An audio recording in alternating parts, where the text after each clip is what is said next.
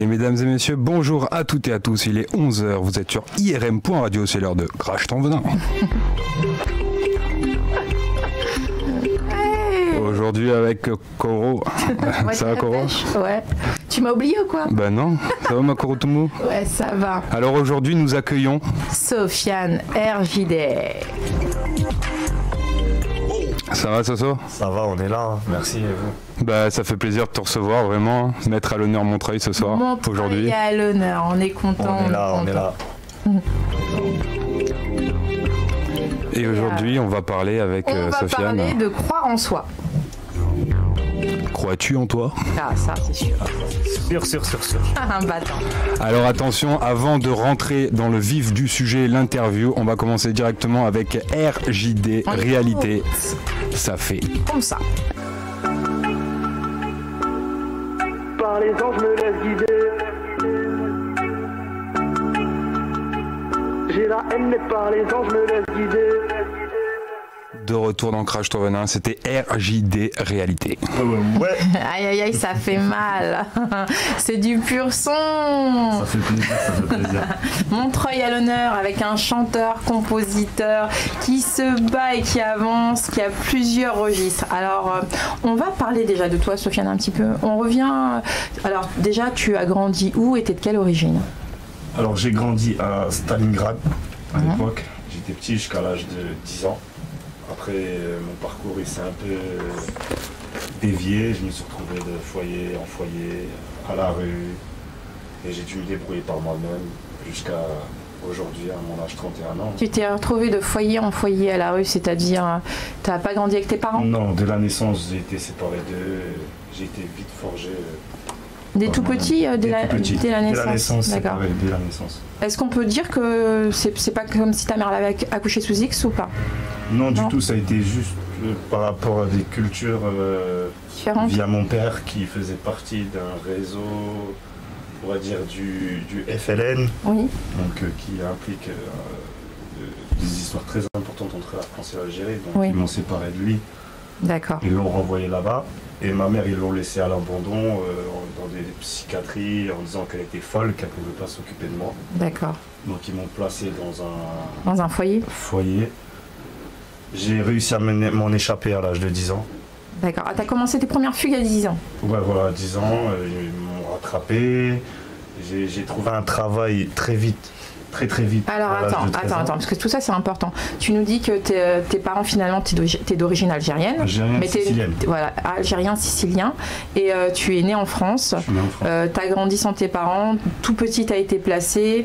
Donc parce qu'il y a eu beaucoup d'histoires autour de ça dans les médias actuellement. Tu veux nous dire que ton enfance en placement dès tout petit. Explique-nous, c'est important. Comment ça se passe quand on est placé tout petit? Est-ce que les gens qui travaillent dans ce genre d'endroit ont le droit de donner un peu d'amour? Est-ce qu'on ressent quelque chose? C'est plus comme ils savent qu'on n'est pas leur enfant. Enfin, c'était même pas un foyer, c'était un lieu de vie. C'est-à-dire que c'était une famille et tu vis chez eux. D'accord. Et ils te rabaissent. Est-ce qu'on peut dire que c'est un peu comme une nourrice?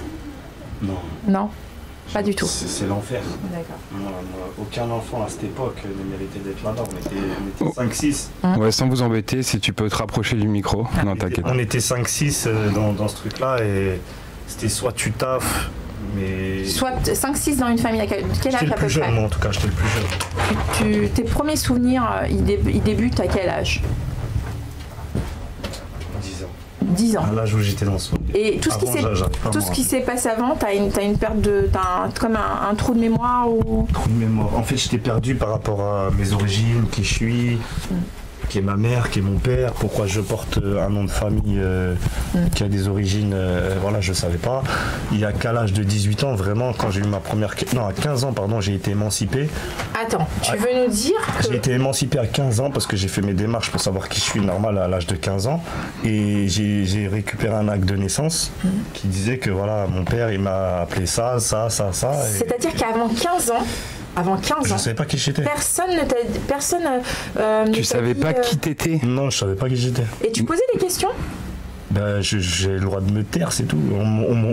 Je venais avec des dégradés, on me coupait, on me disait j'ai des maladies. En fait, ils nous traitaient comme des enfants, voilà, mauvais. Comme des mauvais des enfants. rejetés de la société, alors que moi, je n'étais pas rejeté de la société. Moi, j'étais perdu. Eux, ils venaient, ils avaient une famille. Et t'étais dans, une famille, c'est-à-dire c'était un couple un lieu de vie, c'est-à-dire il y avait le père, le grand-père, la mère, les enfants. Ils nous faisaient manger des trucs périmés. C'était de la même famille? C'était la même famille. C'est comme genre une famille d'accueil en fait. Famille d'accueil. Un lieu de vie, ça s'appelait. Ouais, d'accord, mais pour ceux qui ne connaissent pas, ça ressemblerait à une famille d'accueil. Une famille d'accueil. À l'époque, c'était l'ASE, c'est ça? Ouais, c'est ça, c'est l'ASE, parce que quand j'ai fugué, je leur ai expliqué l'histoire, ils ont finalement ils m'ont cru et ils m'ont dit maintenant tu te démerdes quoi, tu vas avoir 15 ans, on peut t'émanciper pour que tu fasses tes démarches et tu vis ta vie quoi. Oui, mais tu as fait ta première fugue à 10 ans. À 10 ans, tu pouvais pas vivre ta vie, on t'a ramené? Non, c'était dans un village. En fait, j'ai fugué du lieu de vie, je me suis retrouvé dans un village, je savais pas comment prendre le train, où aller, est-ce que je retourne à Paris ou j'accepte la vie que j'ai chez eux et je trouve un travail et je me barre.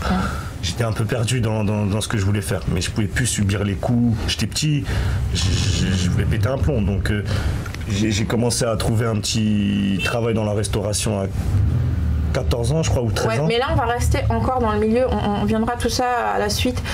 Pour l'instant, tu étais petit, tu étais avec d'autres enfants du même type d'âge ou plus âgés? Plus âgés, ouais. Plus âgés, donc tu étais vraiment le plus petit. Ça allait de quel âge à quel âge? De 8 ans, non, de 9 ans à 25 ans, un truc comme ça. D'accord, le plus grand avait 25 ans, la personne le plus grande qui il gardait? était vraiment attaché, mais c'était vraiment l'esclave de service là-bas. D'accord, et est-ce qu'il y avait une espèce de solidarité entre vous? Ou pas du tout? Moi j'étais petit, j'avais déjà la mentalité, venez on se regroupe, on réfléchit, on leur fait un truc, on leur fait un truc, on se plaint au juge, j'ai tout programmé, j'avais déjà ça, je sentais le truc, c'était pas normal. La hargne. Déjà qu'ils nous font bouffer des trucs périmés, c'est pas normal. Tu vois, après ça n'a rien à voir les ethnies, tout ça, là c'est vraiment parce qu'on est des cas sociaux pour eux, donc on mérite ça.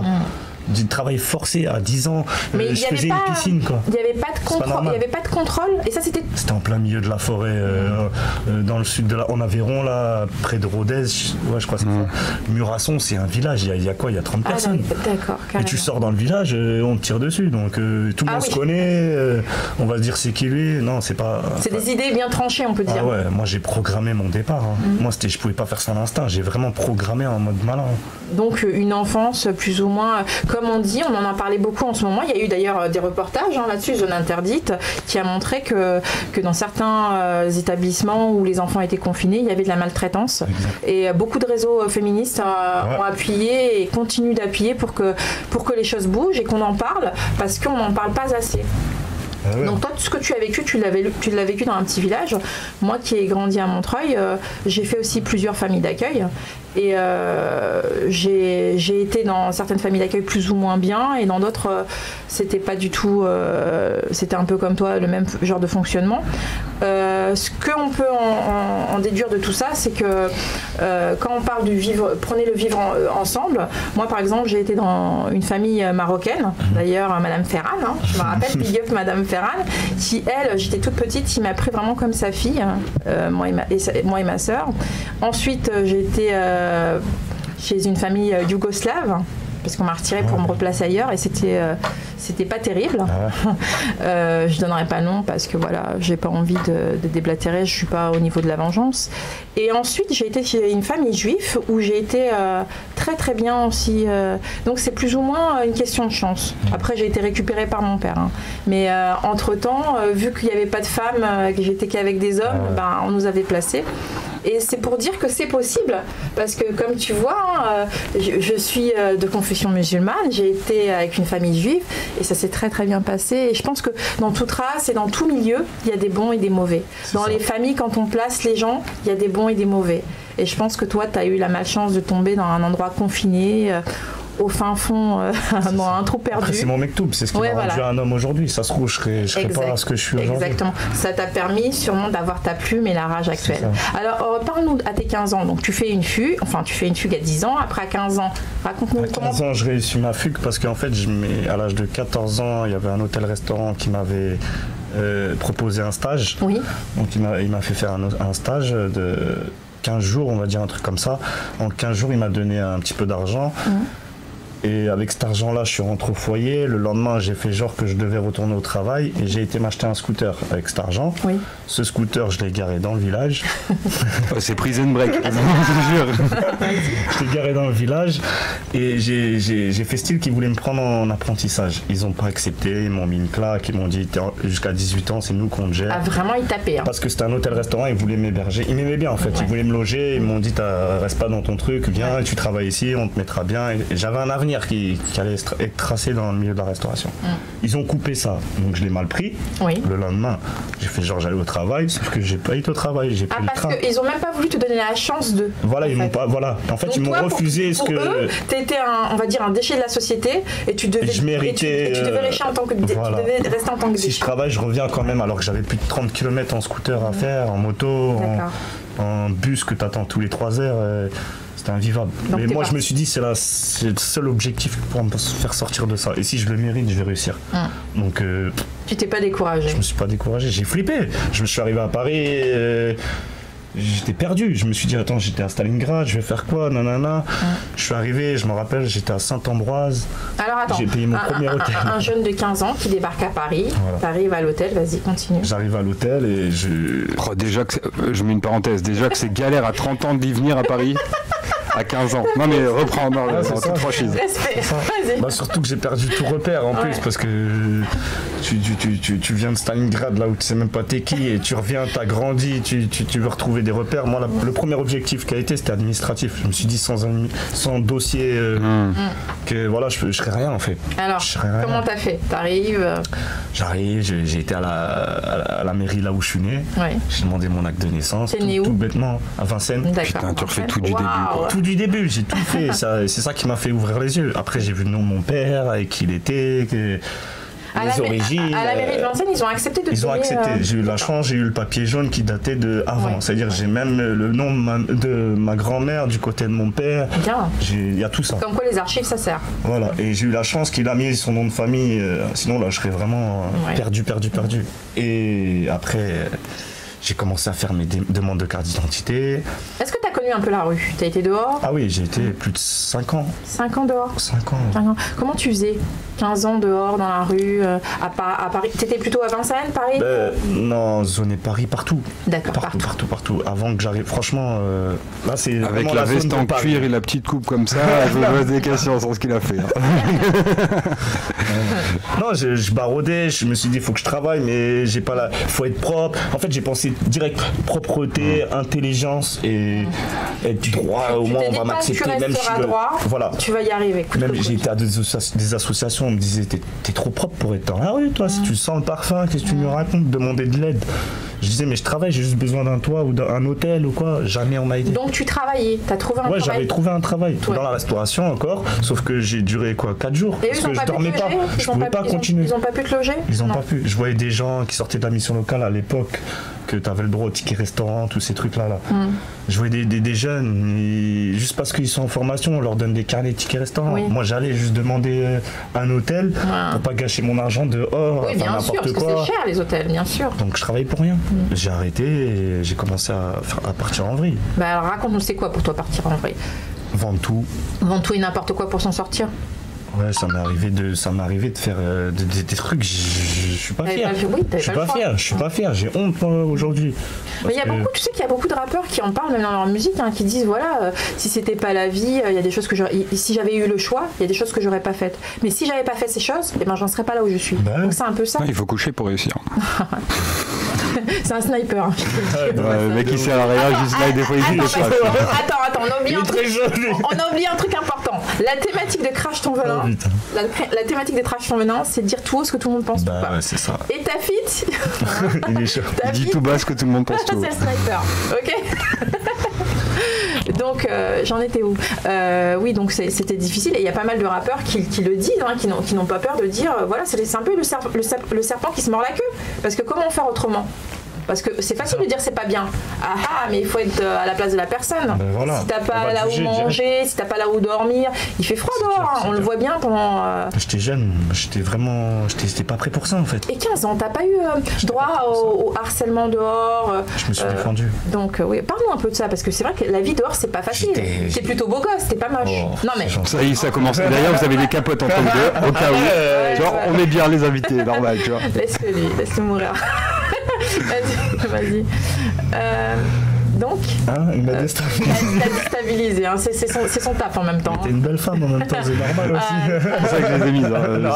C'est gentil, bon, ta fille, ça suffit. Non, mais... Ouais. Après, comment t'as fait? Il y a des gens qui venaient vers toi, tu peux pas me dire. Ouais, on m'a menacé, on m'a menacé, bien sûr. On a failli me tuer plusieurs fois. Je me suis armé vite, je vais pas te mentir, je me suis acheté un Brolik vite. Et j'aime pas même ça, voir ça, mais je me dis aujourd'hui, qui va te défendre si on vient te braquer? Qui va te défendre? Puis tu connaissais déjà la hargne, t'avais grandi dedans. Moi, c'était la survie. En fait, j'étais quelqu'un de très petit, je regardais partout. En fait, j'avais aucune confiance au monde autour de moi. Parce que t'as peur, en fait. Tu dis, t'es personne. Il peut t'arriver quoi que ce soit. Il n'y a que toi, quoi. Tu vois, ça, c'est souvent le propre des enfants qui ont été placés. Hein. C'est vrai qu'on a. Mais nous, ils nous tapaient. Ouais. Nous, ils nous faisaient travailler de force, des bétonnières. J'ai fait des piscines à l'âge de 11 ans. Dans le travail, je connais tout. L'électricité, tout. À cause. Bon, c'est bien, genre. C'est ce que j'allais dire. Non, mais j'en garde des bons trucs. On peut dire que c'est un mal pour un bien. Bah oui, c'est un mal pour un bien, mais quand t'as 11 ans, tu devrais regarder Franklin. Ouais, t'as pas eu d'enfance. J'ai jamais regardé les dessins animés, moi, quand j'étais petit. J'ai jamais eu une enfance normale. Tu peux considérer que c'est un peu une enfance volée, qu'on t'a volé ton enfance en quelque sorte. T'avais plus d'innocence. Je dirais pas qu'on me l'a volée, mais on savait qu'elle allait être sale. C'est pour ça peut-être qu'on me l'a rendue comme ça. Tu penses que c'est un peu un abus de pouvoir, en quelque sorte, de ces personnes? Moi, je dis juste on abuse des gens qui n'ont pas l'opportunité de se défendre. Voilà. Surtout qu'ils sont tu vois, en moment de faiblesse, t'as rien, t'as personne. C'est là qu'on te piétine bien. Mais quand tu reviens, c'est là qu'on te dit tu sais, t'étais difficile avant, mais... On pense que t'as oublié. Non, je dis pas. Moi, je les ai recontactés. J'ai été au culot. Je les ai recontactés au culot. Là, il y a à peine un mois, je les ai recontactés. Je les ai trouvés sur Facebook. Je leur ai dit, vous vous rappelez de moi? Moi, je suis bien là, je vais bien. Vous êtes toujours là-bas. T'es lui, c'est lui. Ils m'ont bloqué direct. Ils ont honte. À mon avis, ces gens-là, c'est de la merde. Désolé, mais c'est de la merde. Et moi, j'ai une question, par contre, c'est hors sujet. Mais pour les enfants qui vivent ça, il n'y a pas une possibilité pour que ça s'arrête ou ils sont obligés de subir ces gosses? En fait, il faut qu'il y ait une réunion, Qu'ils puissent se plaindre à quelqu'un et même toi, par exemple, là, Non, t'as pas forcément. Je suis pas d'accord. T'as pas forcément. Tu peux pas forcément le faire. Pourquoi? Parce que nous, je vais t'expliquer vite fait. T'as aucun pouvoir. T'es un enfant et souvent ils viennent te rendre. Enfin moi à l'époque, moi ça date. C'est la ZEU. Ils venaient une fois toutes les 5 une fois par mois et en fait on te fait propre une fois par mois quand la personne vient. Moi j'ai une anecdote. Une fois ma soeur elle va me tuer.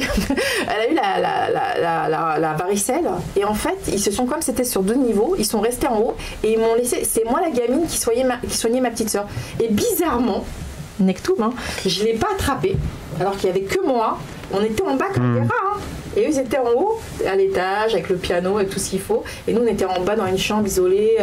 Non parce que c'est chaud, à vous entendre c'est chaud. Attends, et moi j'ai pas chopé la varicelle. Par contre ces enfants qu'elle avait protégés ont chopé la varicelle et je te jure c'est un truc de fou. Donc, pour te dire, par contre, une fois par mois, oui, on est sapé. Sapé mais par contre, mais pour moi, je trouve ça con. Enfin, je trouve ça con que du coup, ils écoutent plus l'adulte que l'enfant. Alors qu'aujourd'hui, c'est le contraire. Et aujourd'hui, c'est le contraire. Oui, ça commence. Mais à côté de ça, que par exemple, même toi qui est plus grand, de pouvoir dénoncer ou pour pas que d'autres enfants vivent ce que tu as vécu entre guillemets, pour pas que ces gens-là continuent à être en activité en fait, parce que à vous entendre, je me plaignais de mes parents, normal, c'est comme tout. Ta mère, surtout. Je vous aime, la vérité. Non, mais pour le coup. Non. Bref, c'est ma parenthèse. C'est vrai que c'est ce qu'on fait un petit peu. Donc, c'est ce que j'allais dire. Il m'a devancé. Est-ce que tu en as parlé? Tu les as dénoncés? Pas du tout? Non, en fait, quand j'ai fugué, j'ai appelé le juge pour enfants. J'ai trouvé les coordonnées et. J'ai dit que je suis là maintenant, vous pouvez rien faire, qui va venir me chercher. Et c'est là qu'ils ont dit, on va te déclarer comme Émancipé. Voilà, émancipé. C'est ce qui a fait après j'étais majeur à 15 ans, quoi. D'accord. Non, c'est 16 ans, mais bon. Non, c'était 15 ans. Ouais, c'était 15 ans. Ils le font plus tôt avant. Et non, mais moi, ce que je voulais dire, une fois, maintenant on peut dire que tu t'en es sorti, est-ce que tu as continué à dénoncer cette famille-là que tu as essayé de retrouver? Ça, rien. Non. Dieu, il le fera à ma place. C'est ce que je voulais savoir. Tu es croyant et tu te dis que tu laisses que toute personne aura ce que l'on sème dans la vie. Ce qu'elle mérite. Peut-être ils vont bien vivre, mais ils vont avoir une mort violente. D'accord. C'est ça, en fait. Dans la vie, on peut faire les pires crasses, mais ça peut être ton dernier jour qui sera le plus violent. C'est marrant ce que tu dis, c'est beau parce que c'est souvent les personnes comme ça qui pardonnent. Enfin, quelque part, c'est un pardon. Ça. Parce qu'il se dit, de toute façon, la personne aura ce qu'elle mérite. Moi, je me retire. En fait, on se retire de tout ça. On ne veut plus y penser. Ça aide à relativiser aussi. Ouais. Moi, je me suis endurci dans la bonne manière. Si j'aurais fait le contraire, ils ont raison, je suis un petit con et voilà, je vais aller en prison. Mais du coup, tu soutiens certaines causes pour les enfants seuls, les enfants nés sous X. Tant que j'aurais pas créé la mienne. D'accord. Ah, mais tu l'as en projet. Mais c'est bien. C'est une belle chose. Il y a des gens à sauver. Il y a des gens, ils sont dans la merde. J'espère si un jour je touche un bon truc, sauver des gens. Sauver des gens et pourquoi pas faire un... Parce que ils sont dans un truc, comme on a dit, ils peuvent pas parler. Même on leur donne des haut-parleurs, on va boucher les haut-parleurs. Ouais. Vous voyez ce que je veux dire? Comme on fait en politique. C'est ça. Quand tu te révoltes, j'aime pas. C'est comme dans le milieu de la musique, tu dis la vérité, on te boycotte.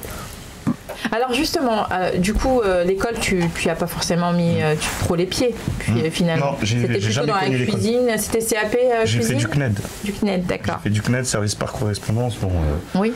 Même ça, j'ai dit, bon, c'est quoi qui va m'aider dans la vie? Mathématiques et l'histoire géo. C'est tout ce que j'ai fait. Je me faisais mes trucs, je les renvoyais. Et j'avais que des 20 histoire géo, maths. Tant que j'ai la moyenne, je me suis dit, ça peut me servir que ça dans ma vie. Le français, je m'en fous, c'est moi tout seul, je me suis éduqué. C'est bon, j'ai pas été parler comme eux, moi j'aurais mon sens pour parler. Mais c'est déjà bien, c'est déjà bien. Il faut garder les bases. Quand ils vendaient tout, les maths, bim, c'est revenu. Ça peut me servir dans la vie.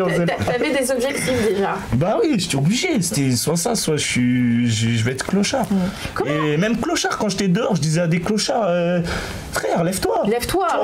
Il y en a, ils sont pires que toi. Ils ont des trucs dans le cerveau, ils pourraient se suicider, ils le font pas, tu vois. Mais quelque part, ça nous donne une force. Il y a une force qui se dégage. Il y a une force après, parce que notre nom de famille, on veut le mettre en avant jusqu'à la mort, en fait. Je sais pas. Besoin de reconnaissance. C'est ça. Moi, en fait, sinon, je serais une mort bête. En fait, j'ai rien servi dans cette vie. J'ai gâché ma vie et en plus, j'ai rien apporté. Bah là, déjà, c'est pas le cas. C'est déjà une bonne chose. Comment t'es venu du coup à la musique? Quand est-ce que t'as commencé à gratter? Dès que j'ai... à l'hôtel. À l'hôtel. La première fois que j'ai eu mon hôtel, j'ai pris des feuilles, j'ai commencé à écouter des sons d'Eliem, je me rappelle à l'époque. J'écoutais les fonds de mélodie et avec la cassette, je remettais à la fin à chaque fois pour commencer mes débuts de texte. On va dire que c'est Eliem qui m'a... Qui t'a porté? J'ai pas suivi ce truc-là, violence, mais ça m'a adouci. Je me suis dit, je me sens pas seul. Ça t'a tempéré. Je me suis dit, je me sens pas seul dans ce délire de fou. Donc on peut dire que la musique, ça t'a aidé? Ça m'a aidé, ça m'a sauvé la vie. Ça t'a sauvé la vie. Ça m'a sauvé la vie carrément. Franchement, même jusqu'à aujourd'hui, je le sais. Tu sais qu'il y a beaucoup de gens qui disent ça, que la musique, ça aide à surmonter pas mal de choses. Rien que l'écriture, ça me détend. Parce que tu peux exalter ta haine ou ta rage. C'est ça. Tu sais que les écrits, ça reste. Un jour, ils se transforment en euros. Ce jour-là, tu nous oublies pas, frère. T'as pas perdu le nord. Donc, comment t'arrives à Montreuil? Alors, bah oui, Montreuil. De 15 ans à 17 ans, j'étais à l'hôtel. Pendant ces 2 ans, j'ai charbonné. Eux, ils m'ont payé quoi? 1 mois d'hôtel, l'ASE? Oui. 1 mois, et après, c'est pas beaucoup, hein. Ouais, c'est pas beaucoup. Parce qu'ils m'avaient émancipé, donc ils voulaient plus... faut que tu te débrouilles. Voilà, faut que tu te débrouilles. Okay. C'est pour ça qu'ils ont fait ça vite, en fait. Ils sont malins. Ouais, c'est très malin. Mais bon, jusqu'à l'âge de 17 ans, après, je sais pas, je me suis retrouvé dans le métro, moi j'ai suivi mon chemin, j'ai atterri à Montreuil. Alors raconte-nous, est-ce que tu es resté? Voilà, j'ai resté. J'ai débarqué, alors ma première arrivée à Montreuil, je suis arrivé sur une équipe de 10 personnes, ils m'ont confondu avec un autre qui était en embrouille avec des gens de Montreuil. Ah, tu t'es dit ça commence bien. Ça commence bien. J'étais là, normal, jusqu'à qu'il y en a un, il dit non, qu'est-ce que c'est pas lui, non. Donc en fait, il était dégoûté qu'ils sont venus comme ça sur moi tous. Ils m'ont dit ouais, t'es en famille maintenant, c'est parti de là. Après, je connais tout le monde. Et après, t'as été pris, voilà, en fait, c'est ça. Même depuis que je suis petit, enfin depuis que je suis retourné sur Paris et tout ça, c'est venu à moi. C'est pas moi. Il y a le bien, il vient à moi. Et tant mieux, je garde ce qui est bon. Le reste, je mets de côté. Moi, je m'entoure que de vrais. Il y a trop d'hypocrites. Même dans les vrais, il y a des hypocrites. Il n'y a que qui ont un parcours, on va dire, qui ressemble un peu au tien, hein, tu vas bien te sentir avec cette personne. Est-ce qu'à Montreuil, on peut dire que tu as reconnu des vrais ? Ouais. T'as reconnu des gens qui souffrent aussi, certaines personnes ? Ouais, après mon parcours il m'a beaucoup touché parce que moi je zonais, on voulait m'aider, dans l'illégal, dans le légal, dans tout. Hein. J'ai toujours refusé en fait. Est-ce que t'as eu des potos qui t'ont dit viens dormir à la maison ? Toujours, même des mères, des potes à moi, ils me disaient monte, reste pas là, moi je reste. Il y a même une qui voulait m'adopter, je me rappelle. Ouais, c'était une Marocaine la mère d'un pote à moi, Mohamed. Et elle voulait m'adopter, elle me dit moi je veux que tu sois mon fils, tout ça. Moi j'accepte pas, je peux pas en fait, je te sens mal à l'aise. Même être hébergé, pour moi c'était un malaise d'ouvrir le frigo. T'avais ta dignité, c'est-à-dire je mangeais pas pendant des jours, des fois juste parce que. T'avais honte ? J'avais honte. J'ai dit pourquoi j'ai pas à vivre ça. Mais en même temps je le prenais en bien. Mais aujourd'hui, comme on voit montrer, on me dit putain, lui, là la galère, il est là. On serait lui, on aurait fait des trucs. Mais je suis resté là. Mais c'est ça, on le dit souvent. Et je traîne pas avec eux. Hein. Et je traîne pas avec eux. Hein. Ça veut dire qu'à chaque fois qu'ils me voient, ils me reconnaissent par rapport au fait que ça, j'ai jamais. T'es toujours resté toi-même. T'avais une espèce de pudeur. Ouais, c'est ça. Malgré qu'on me proposait des trucs. Et pourtant, pas vraiment, on pourrait dire, pas vraiment d'éducation, parce que tu t'es éduqué tout seul. Mais cette pudeur. Hein ? Après, j'ai rencontré Jeff. Après, alors, tu l'as rencontré quand, ton ami ? Ouais, ça va faire 5 ans. Hein. 5 ans ? Ouais, par le biais d'un pote à moi qui habite à Montreuil aussi. Et voilà, on s'est entendu très vite et il a un parcours aussi difficile. Alors parle-nous aussi de musique, parle-nous de tes clips. Quand tu as commencé à faire tes premiers clips, qu'est-ce qui t'a donné l'envie et l'idée de faire un clip d'abord ? Est-ce que c'est parce que déjà tu avais travaillé, tu as eu un peu d'argent de côté ? Comment tu as fait ? Non, je me suis dit vas-y, il faut se lancer. Faut se lancer, même avec si j'ai rien dans la poche, je mets tout dans le clip, au moins il y aura une image de moi. Des fois je paye des clips, des sessions et je mange pas le soir. Je mange pas, mais je me dis au moins voilà, mon écrit il est sorti. D'accord. Donc tu mets vraiment tout en œuvre pour que tout sorte en fait, pour que tes écrits, tes clips, même quitte à te priver toi certaines fois. À me priver moi, c'est ça. Qu'est-ce que tu pourrais donner comme conseil à des jeunes qui veulent se lancer ? Faut pas lâcher l'affaire, faut croire en soi et les gens il y aura toujours des gens qui me mettent des barrières parce qu'ils savent que tu vaux quelque chose. Quelqu'un qui est pas jaloux de toi, c'est que tu vaux rien. D'accord. On est jaloux de toi, c'est que tu as quelque chose. Tu vois ? De toute façon, il n'y a que ça qu'il faut se dire et empêcher les gens de te ralentir en fait.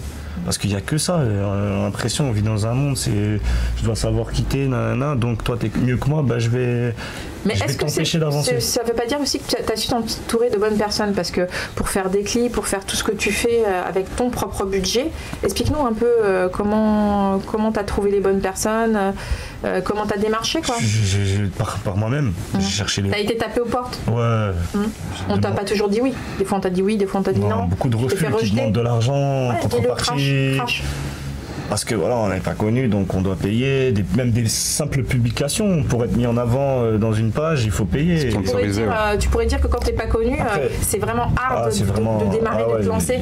Quand tu veux faire vraiment, quand tu démarres dans le propre. Il faut payer. D'accord. Il faut avoir les moyens. Aujourd'hui, il faut payer. Même les rappeurs actuels, de toute façon, ils se gênent pas à payer des trucs. Et c'est dommage parce que ça casse les vrais artistes qui payent pas. Parce que ceux qui ont les moyens, c'est vrai qu'ils peuvent le faire à tir larigot. Bien sûr, c'est facile pour eux. Aux petits. Les maisons de disques, maintenant, ils lancent les rappeurs à coup de disque d'or. Quelqu'un qui suit pas la vie personnelle du rappeur qui l'écoute, il va s'intéresser qu'à ses vues. Bien sûr. Il va pas s'intéresser à sa biographie si vraiment il est faux ou vrai. Tant que sa musique elle le fait danser.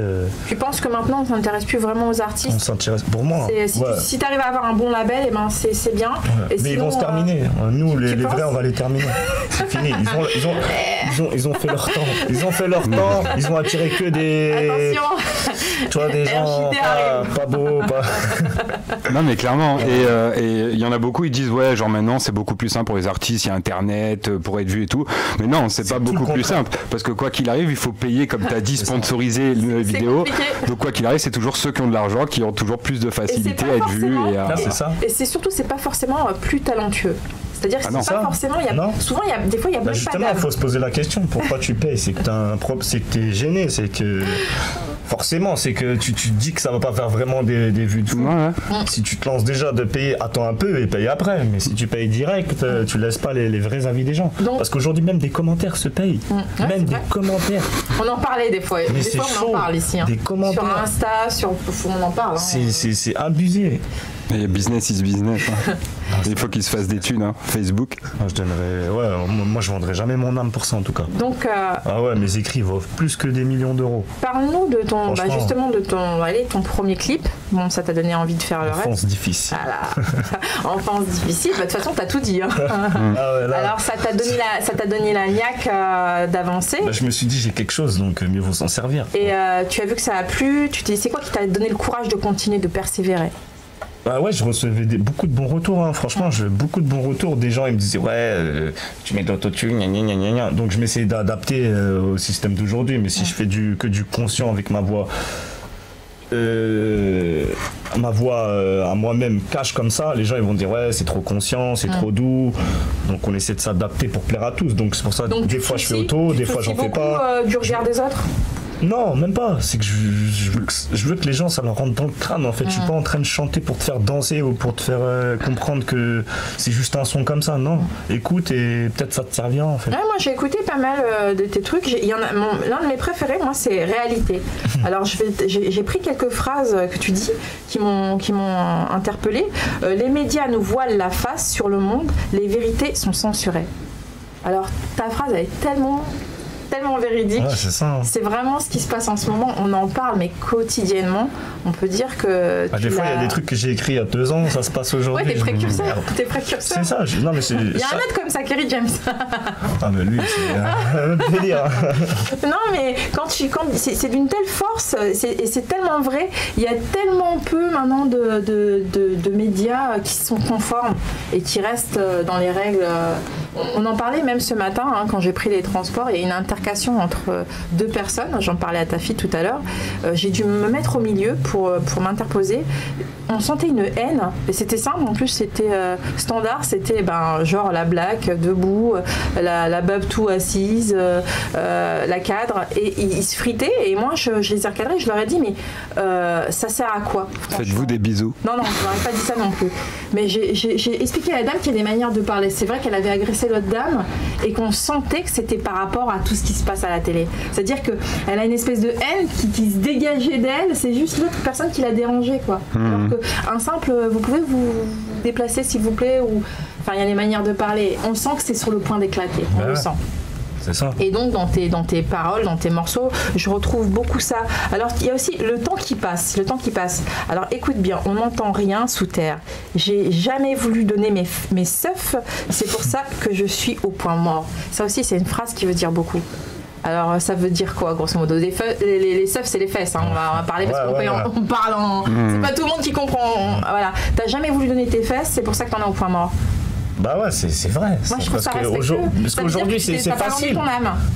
Aujourd'hui, c'est facile. Même que ça soit femme ou homme, tu peux tout avoir si tu te vends. Mais vends facilement.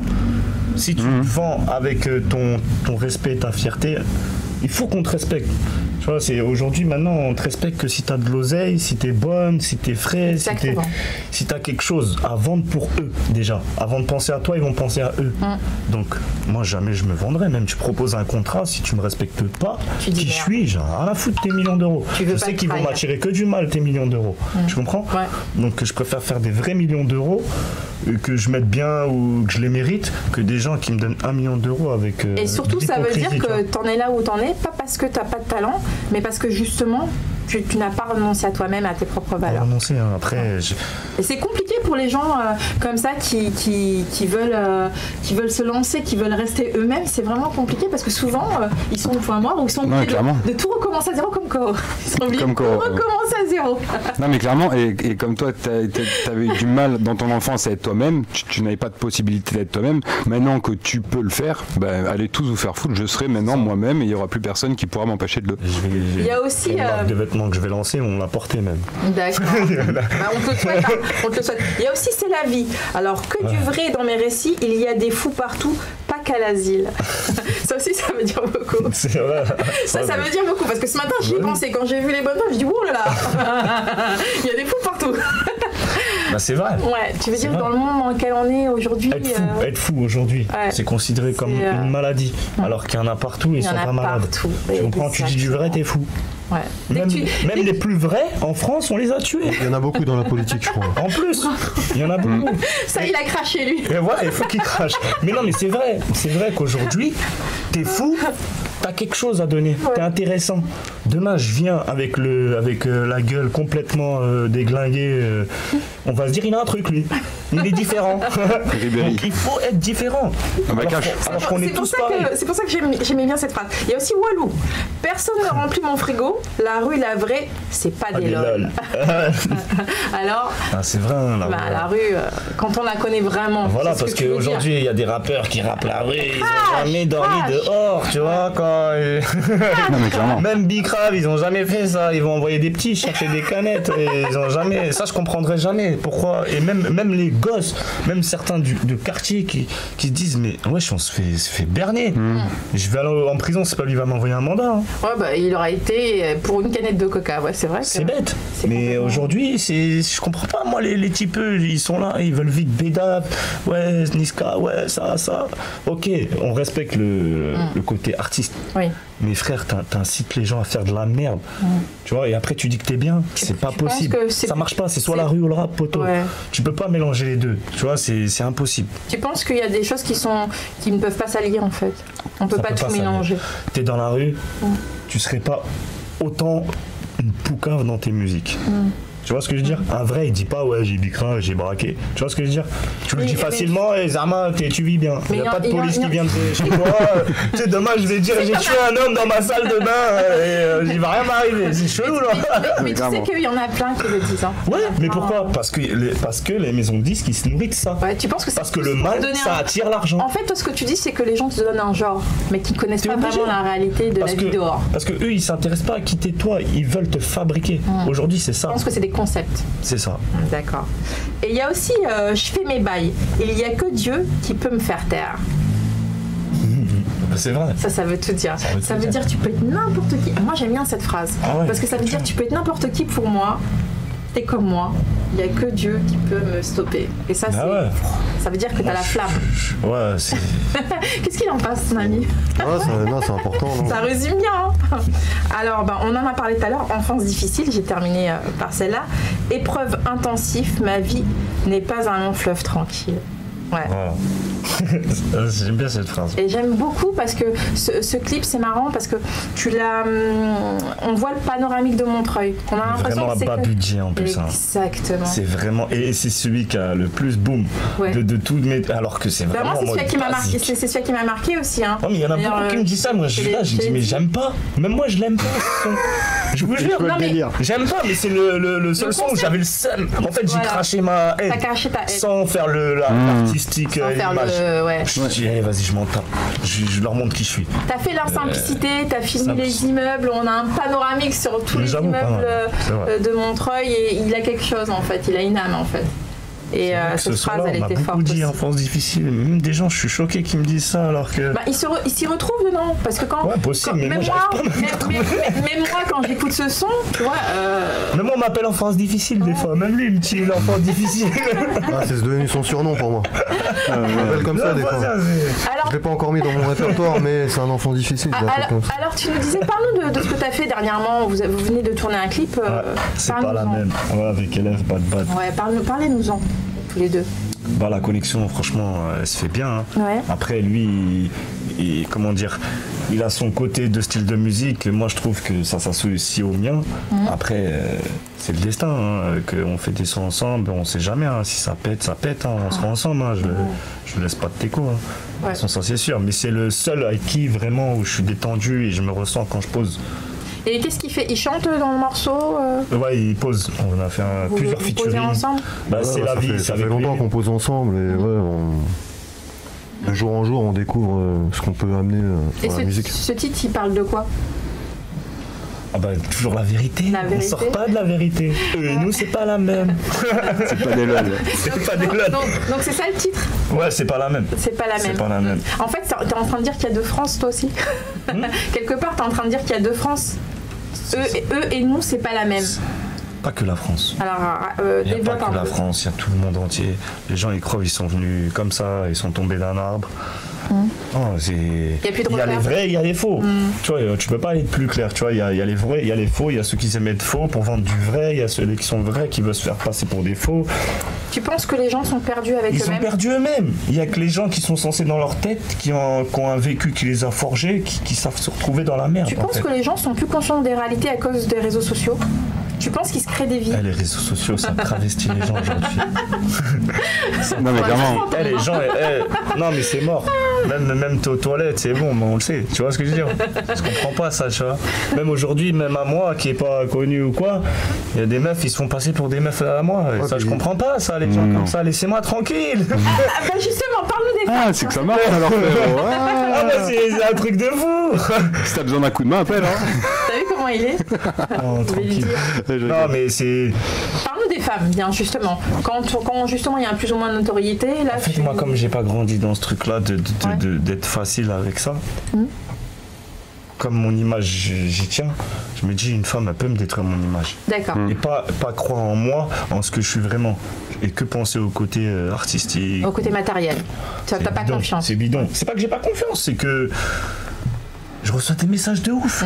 Je reçois des messages de ouf. Les gens, je les connais pas. N'importe quelle heure. Tous les âges. Enfin, tous les âges. Mais tu sais, ça m'arrive aussi. De 25 ans à 45 ans. Marié, tout ça. Je dis, mais j'ai rien fait. Je suis pas dénudé dans mes trucs. Tu vois, je dis, mais non, justement, on kiffe ta discrétion. Nous, c'est ça qu'on aime. Donc, je suis dans la merde. Donc, faut être bizarre. Ouais, je veux le dire. On me voit comme un mec bizarre. Mais si t'es bien, c'est chelou. C'est chelou. Mais moi, je suis tout. Et je kiffe ça. Le pire, on dit, je kiffe ça, ce côté. Masochiste. Alors que tu sais, alors que c'est la normalité. Ouais. C'est la normalité. C'est normal en fait. Bah ouais. Je lui dis, mais pourquoi tu veux que je vienne là où tu me dis? On se connaît pas et tout, je suis pas facile. Mais tu te prends pour qui, toi? T'es sûr que c'est pas sur Tinder que ça arrive ça? Non, je vais pas. Ta fille, je suis pas facile. Ouais. C'est rare, hein, un mec qui dit qui dit non. Non, il y en a. Qui dit non, il y en a pas beaucoup. Ouais, c'est vrai. Voilà, tu vois. Mais après, ça rend fou parce qu'en général, c'est ce qu'on recherche. Et à l'adolescence, justement, avec les filles, ça se passait plus ou moins bien? Vu tout ce que tu avais vécu, ou ça t'intéressait pas? C'est toujours bien passé. Ça t'a intéressé quand même? Très tôt? Ouais, j'étais en manque de câlin, on va dire. Oui, donc je suis très câlin. Ouais. C'est-à-dire, ce côté-là, que j'ai pas eu d'amour de mère ou quoi, j'ai une femme, je vais être avec elle, je vais être que câlin. Ouais, même ça dure pas, elle va vivre un truc de ouf. Parce que j'ai ce truc-là. Parce que t'es attentionné. Voilà, tu vois. C'est vrai que même moi, ça m'a fait bizarre ce matin, sans se connaître, de faire le câlin comme ça direct. C'est ta fille, hein. Ouais, normal. Mais c'est vrai, je suis câlin, mais dangereux. Tu vois ce que je veux dire? Mais je vois, mais à 1000%. Mais à 1000%, il a l'habitude, il est corrosif. Et d'ailleurs, il est 11h45, vous êtes sur IRM pour Radio dans Crash Ton Venin. On se met une petite zikmu? On peut se mettre une petite zikmu, alors j'ai envie de faire mes bails. Ouais. T'en penses quoi? Je fais mes bails. Allez, c'est parti, je fais mes bails. RJD sur IRM pour Radio, ça fait comme ça. De retour en direct, 11h48, IRM pour Radio Crash Ton Venin, RJD, je fais mes bails. Ouais, en force. Alors, Montreuil à l'honneur avec un chanteur, compositeur qui sait tout faire. Donc, je te disais qu'il y a une thématique dans Crash Ton Venin, c'est de dire tout ce que tout le monde pense tout bas. Et là, on va passer à une partie. Est-ce que tu regardes les médias? Oui, beaucoup. Ouais, alors je vais te poser 2-3 questions. Et tu me réponds comme tu le sens, selon ton avis. Alors déjà, je voudrais mettre Montreuil encore une fois à l'honneur. Et on peut pas parler de Montreuil sans parler de Siaka Doucouré quand même. Ah oui, qui est venu quand même 2 fois dans le Crash Ton Venin. Un grand monsieur. Il a fait le festival L'Escrané qui fait beaucoup de choses. Big up à lui. Force aux frères de Montreuil. Ouais, franchement, il les aide, mais à un max. Montreuil sur la carte. Ouais. Alors, il y a eu aussi, je vais mettre aussi autre chose à l'honneur à Montreuil. Il y a eu, il n'y a pas longtemps, un concours d'éloquence où 90 élèves, 90 lycéens ont participé durant 3 mois, ont suivi une formation pour faire ce concours d'éloquence, une formation sur la rhétorique. Et ça a été c'est à l'initiative du maire de Montreuil, le maire de Montreuil, Patrice Bessac, qui a eu cette merveilleuse initiative, cette bonne idée de montrer le talent et la manière dont les jeunes montreuillois savent s'exprimer. Pour un peu casser, comme on dit, les codes, les images. Et je trouvais que c'était pas mal. Et il a été aidé par Clément Viktorovic, tu sais, qui est souvent avec Hanouna. Exact. Ouais, Victor. Alors, big up et vraiment un grand bravo. C'était la 2e édition et j'espère que ça va continuer parce que ça prouve qu'il y a des talents. À Montreuil, ça déborde de talent. Ah ouais, ça part dans tous les sens. Sauf les rappeurs. Et pas que dans la musique. Oui, pas que dans la musique, dans l'art, dans tous les domaines. Il y a des comédiens, vraiment dans tous les domaines. C'est vraiment une commune qui est plutôt pas mal dans le 80. Ah, c'est le cœur artistique un peu de Paris, dans mon ressenti. Ouais, franchement. Alors, hier, il y a les étudiants aussi qui ont rejoint, on va parler des étudiants, parce qu'ils ont un niaque, qui ont rejoint les Gilets jaunes, qui ont rejoint les avocats, les médecins, les féministes, pour manifester de la place de l'Opéra jusqu'au Palais Bourbon contre la réforme des retraites. Donc ici, on avait reçu monsieur Laurent Fontaine, à qui j'avais posé une question, tu te rappelles, et il avait mis du temps à me répondre en me disant qu'il n'avait pas bien compris ma question. Il faut savoir que c'est le conseiller qu'il a été d'Emmanuel Macron, et je lui avais dit, mais c'est bizarre, c'est la première fois qu'on voit autant d'associations, de militants de milieux divers s'associer contre quelque chose. Ça s'était pas encore vu. Et cette question, il l'avait pas compris. Moi, je pense qu'il avait essayé de gagner du temps. Mais maintenant, je crois qu'aujourd'hui, il a compris ma question. Moi aussi, je suis une précurseuse. Donc, qu'est-ce que tu penses de tout ça? Voir tout ce beau monde regroupé qui n'en a rien à voir. Les féministes, les écologistes, les étudiants, les docteurs, les avocats. Franchement, ça... Les pompiers. Moi, je pense qu'il faut aller plus fort. Ouais. Alors, vas-y, référendum. Après, moi, regarde les manifestations en Algérie. Ouais. Est-ce que c'est une manifestation qui dure 50 ans? Non. C'est pour se faire entendre, non? Ouais. Donc là, on vous entend pas. Mais c'est fou, quand même. On vous entend pas. Même vous cassez tout. C'est vous, fin de mois, on va payer. Ça sert à rien. C'est plutôt nous. Il faut se dire qu'il faut aller plus fort. Il faut leur faire peur. C'est en leur faisant peur qu'ils vont se dire, là, vous êtes des fous. Là, on va vous écouter. Ça concerne tout le monde, il n'y a pas de catégorie. Exactement. C'est ça. De toute façon, là, tout le monde s'allie. Donc, c'est bien qu'il n'y a plus de catégorie. Parce que bientôt, ils vont nous enfermer dans des cases. Et là, on ne pourra plus parler. Là, on a encore la chance d'avoir nos mains, nos bras pour se défendre. Et demain, si on fait tomber le président, il va se passer quoi? Ouais, exactement. Le pays, il peut couler du jour au lendemain. Mais ça, les Français, ils en sont. Tu penses qu'il y a une possibilité d'une guerre civile? Ils ont peur, je crois, ils ont peur. Ils font des trucs, mais ils ont peur. Tu penses qu'il y a possibilité d'une guerre civile? Ça a déjà commencé. Je pense pas qu'en France, ça va... Toi, tu penses par exemple que ça a déjà commencé? Ça a déjà commencé. Toi, tu penses que non? Tu vois, on a deux avis. Ils ont un peu peur, je pense. Leur mouvement, je pense pas qu'ils sont prêts à aller au bout. J'ai l'impression qu'ils... Parce que je les vois, ils rigolent comme ça, ils se mettent dans des coins, ils mettent de la musique, ils font la fête. C'est pas comme ça qu'on va t'entendre. Monte l'Elysée, va le chercher dans son bureau. En même temps, là, tu vas voir si on va t'entendre. C'est peut-être à la manière douce. Ouais, mais la manière douce, ça fait combien de temps la manière douce? Ça fait combien de temps? Ils sont pas corrosifs, c'est la manière douce. Mais ça finira peut-être par payer. Je l'espère. Ouais, moi aussi. Alors, il y a eu 300 députés en 2020 pour La République En Marche. Et il y a plusieurs députés qui quittent La République En Marche pour des désaccords politiques. François-Michel Lambert aurait déclaré qu'il y avait un cabinet noir d'une vingtaine de technocrates qui imposent leurs décisions. les études d'impact seraient truquées. Voilà ce qu'il aurait déclaré, ce bon monsieur. Bah oui, il a quitté le parti, enfin il a quitté La République En Marche en disant que tout était truqué, que lui il pouvait pas cautionner ça, hein, et qui se retirait de tout ça. Alors au Parlement, les micros sont coupés ou très peu de temps de parole accordé à l'opposition. Dictature. Alors moi, je posais ma question, sommes-nous en démocratie ou en Macronie? Je sais pas, répondez-moi. Macronie, c'est votre avis à vous qui compte. Hein. C'est de la Macronie, ça. Non, mais c'est magnifique, c'est magnifique. Le coup des micros, c'est magnifique. Ouais, d'accord. On aime ça. On n'est plus étonné maintenant. C'est abusé. Ça va trop loin. Ça va trop loin. Ça va trop loin. Ouais. Même entre eux, ils sont même pas crédibles, je crois. Ils font leur part, ils rentrent chez eux, ils se disent mais pourquoi j'ai fait ça? Juste pour payer mon appart. Mais on voit bien qu'il y en a qui n'acceptent pas. Parce qu'on les voit quand ils sont vraiment dans le monde réel, comment ils parlent. On les voit que c'est plus les mêmes. Mais derrière, dans leur truc, là, on sait pas ce qu'ils se disent. Clairement. Et ça se trouve, ils prévoient des trucs de fou. Et nous, on sait pas. Nous, on doit attendre et voilà, rien faire. De toute façon, l'avenir nous le dira. Alors, Benjamin Griveaux, qui retire sa candidature pour cause de vidéos pornographiques.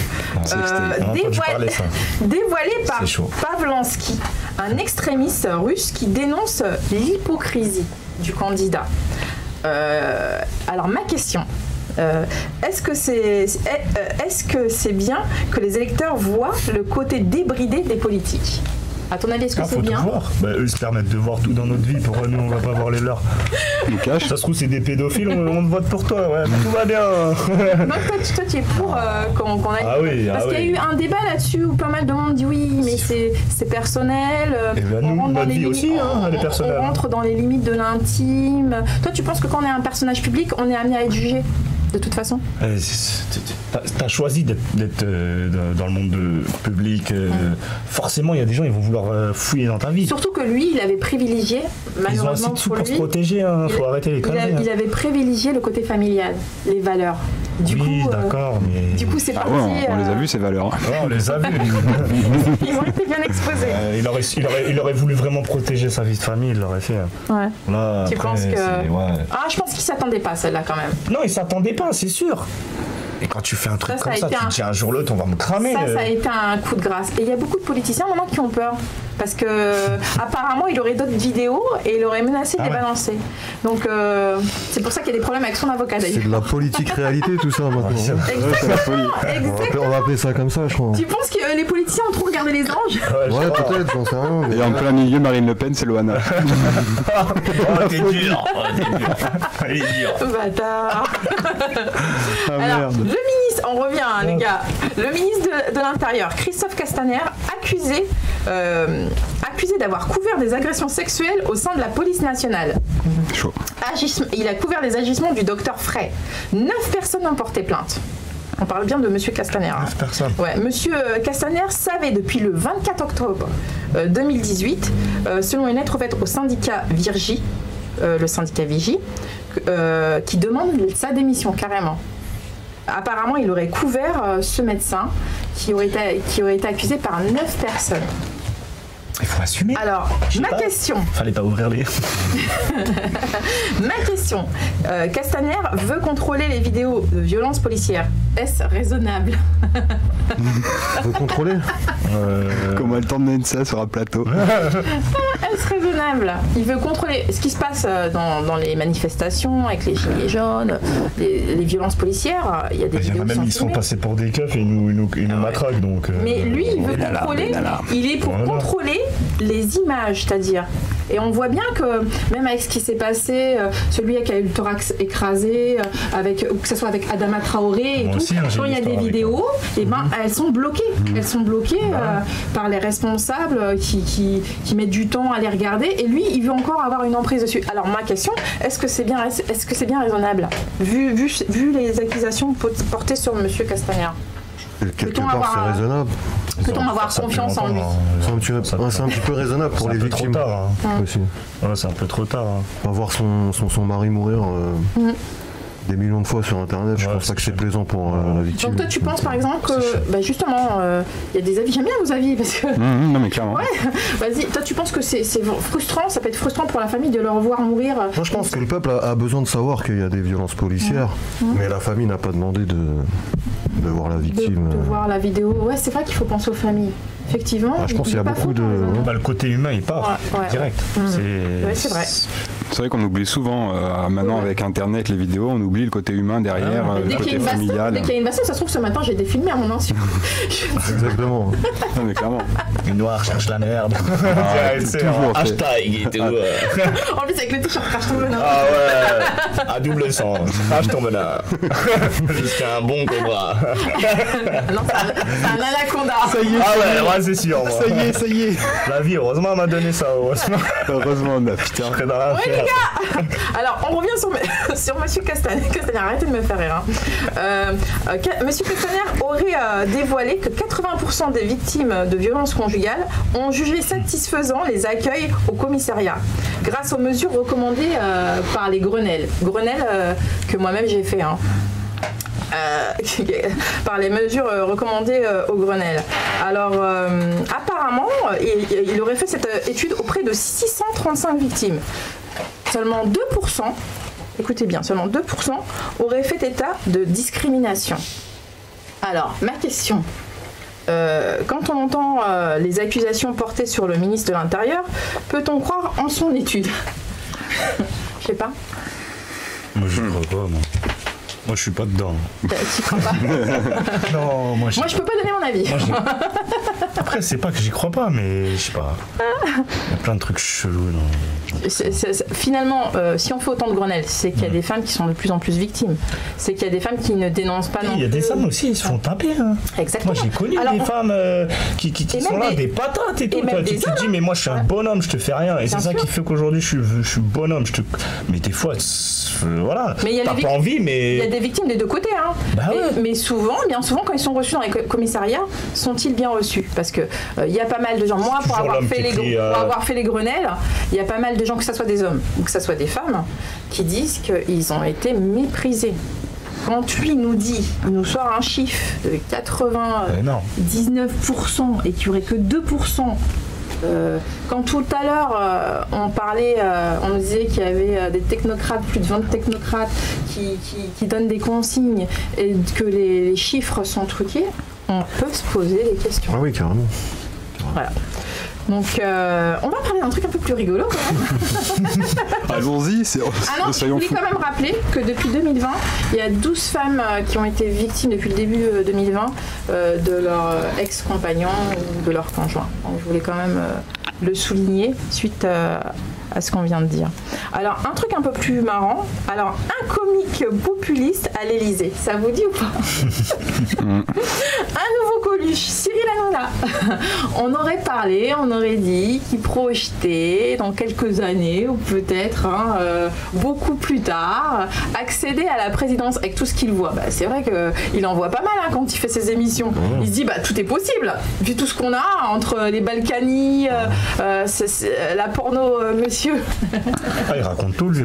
C'est possible. Alors question, réalité ou fantaisie? Fantaisie. Toi t'imagines pas. Tu te dis c'est pas possible. Tu sais que Coluche il a essayé ouais, mais il s'est fait défoncer. On a dit qu'il est mort mais ils l'ont tué. Non, Trump il est devenu président, je pense que c'est possible. Tu dis quoi? Trump il est devenu président, c'est possible. Ah, ce serait un exemple à la mal. Crache ton venin. Il crache parce que Trump, personne des médias, tout ça. C'est ça. Il crache à fond de cale, donc tout est possible. Oui c'est vrai, tout est possible, mais bon, faut pas déconner quand même. Moi je dis tout ça est présélectionné et on n'a pas notre avis vraiment, même tous les votes des Français ça va. Mais peut-être que même ça c'est calculé. Peut-être qu'il envisage vraiment dans les années à venir. Je sais pas. Il s'est quand même rapproché de Marlène Schiappa. Bon, on va parler d'autre chose. En Haute-Savoie, le maire Saint-Gervais insulté et menacé sur les réseaux sociaux par plus de 800 personnes. Vous savez pourquoi? Après la visite de Monsieur Macron. Non merde. T'es un traître. Tu l'as reçu. Après la visite de Monsieur Macron. Non mais il avait jamais vu ça. Il s'en est plaint parce qu'il a eu peur.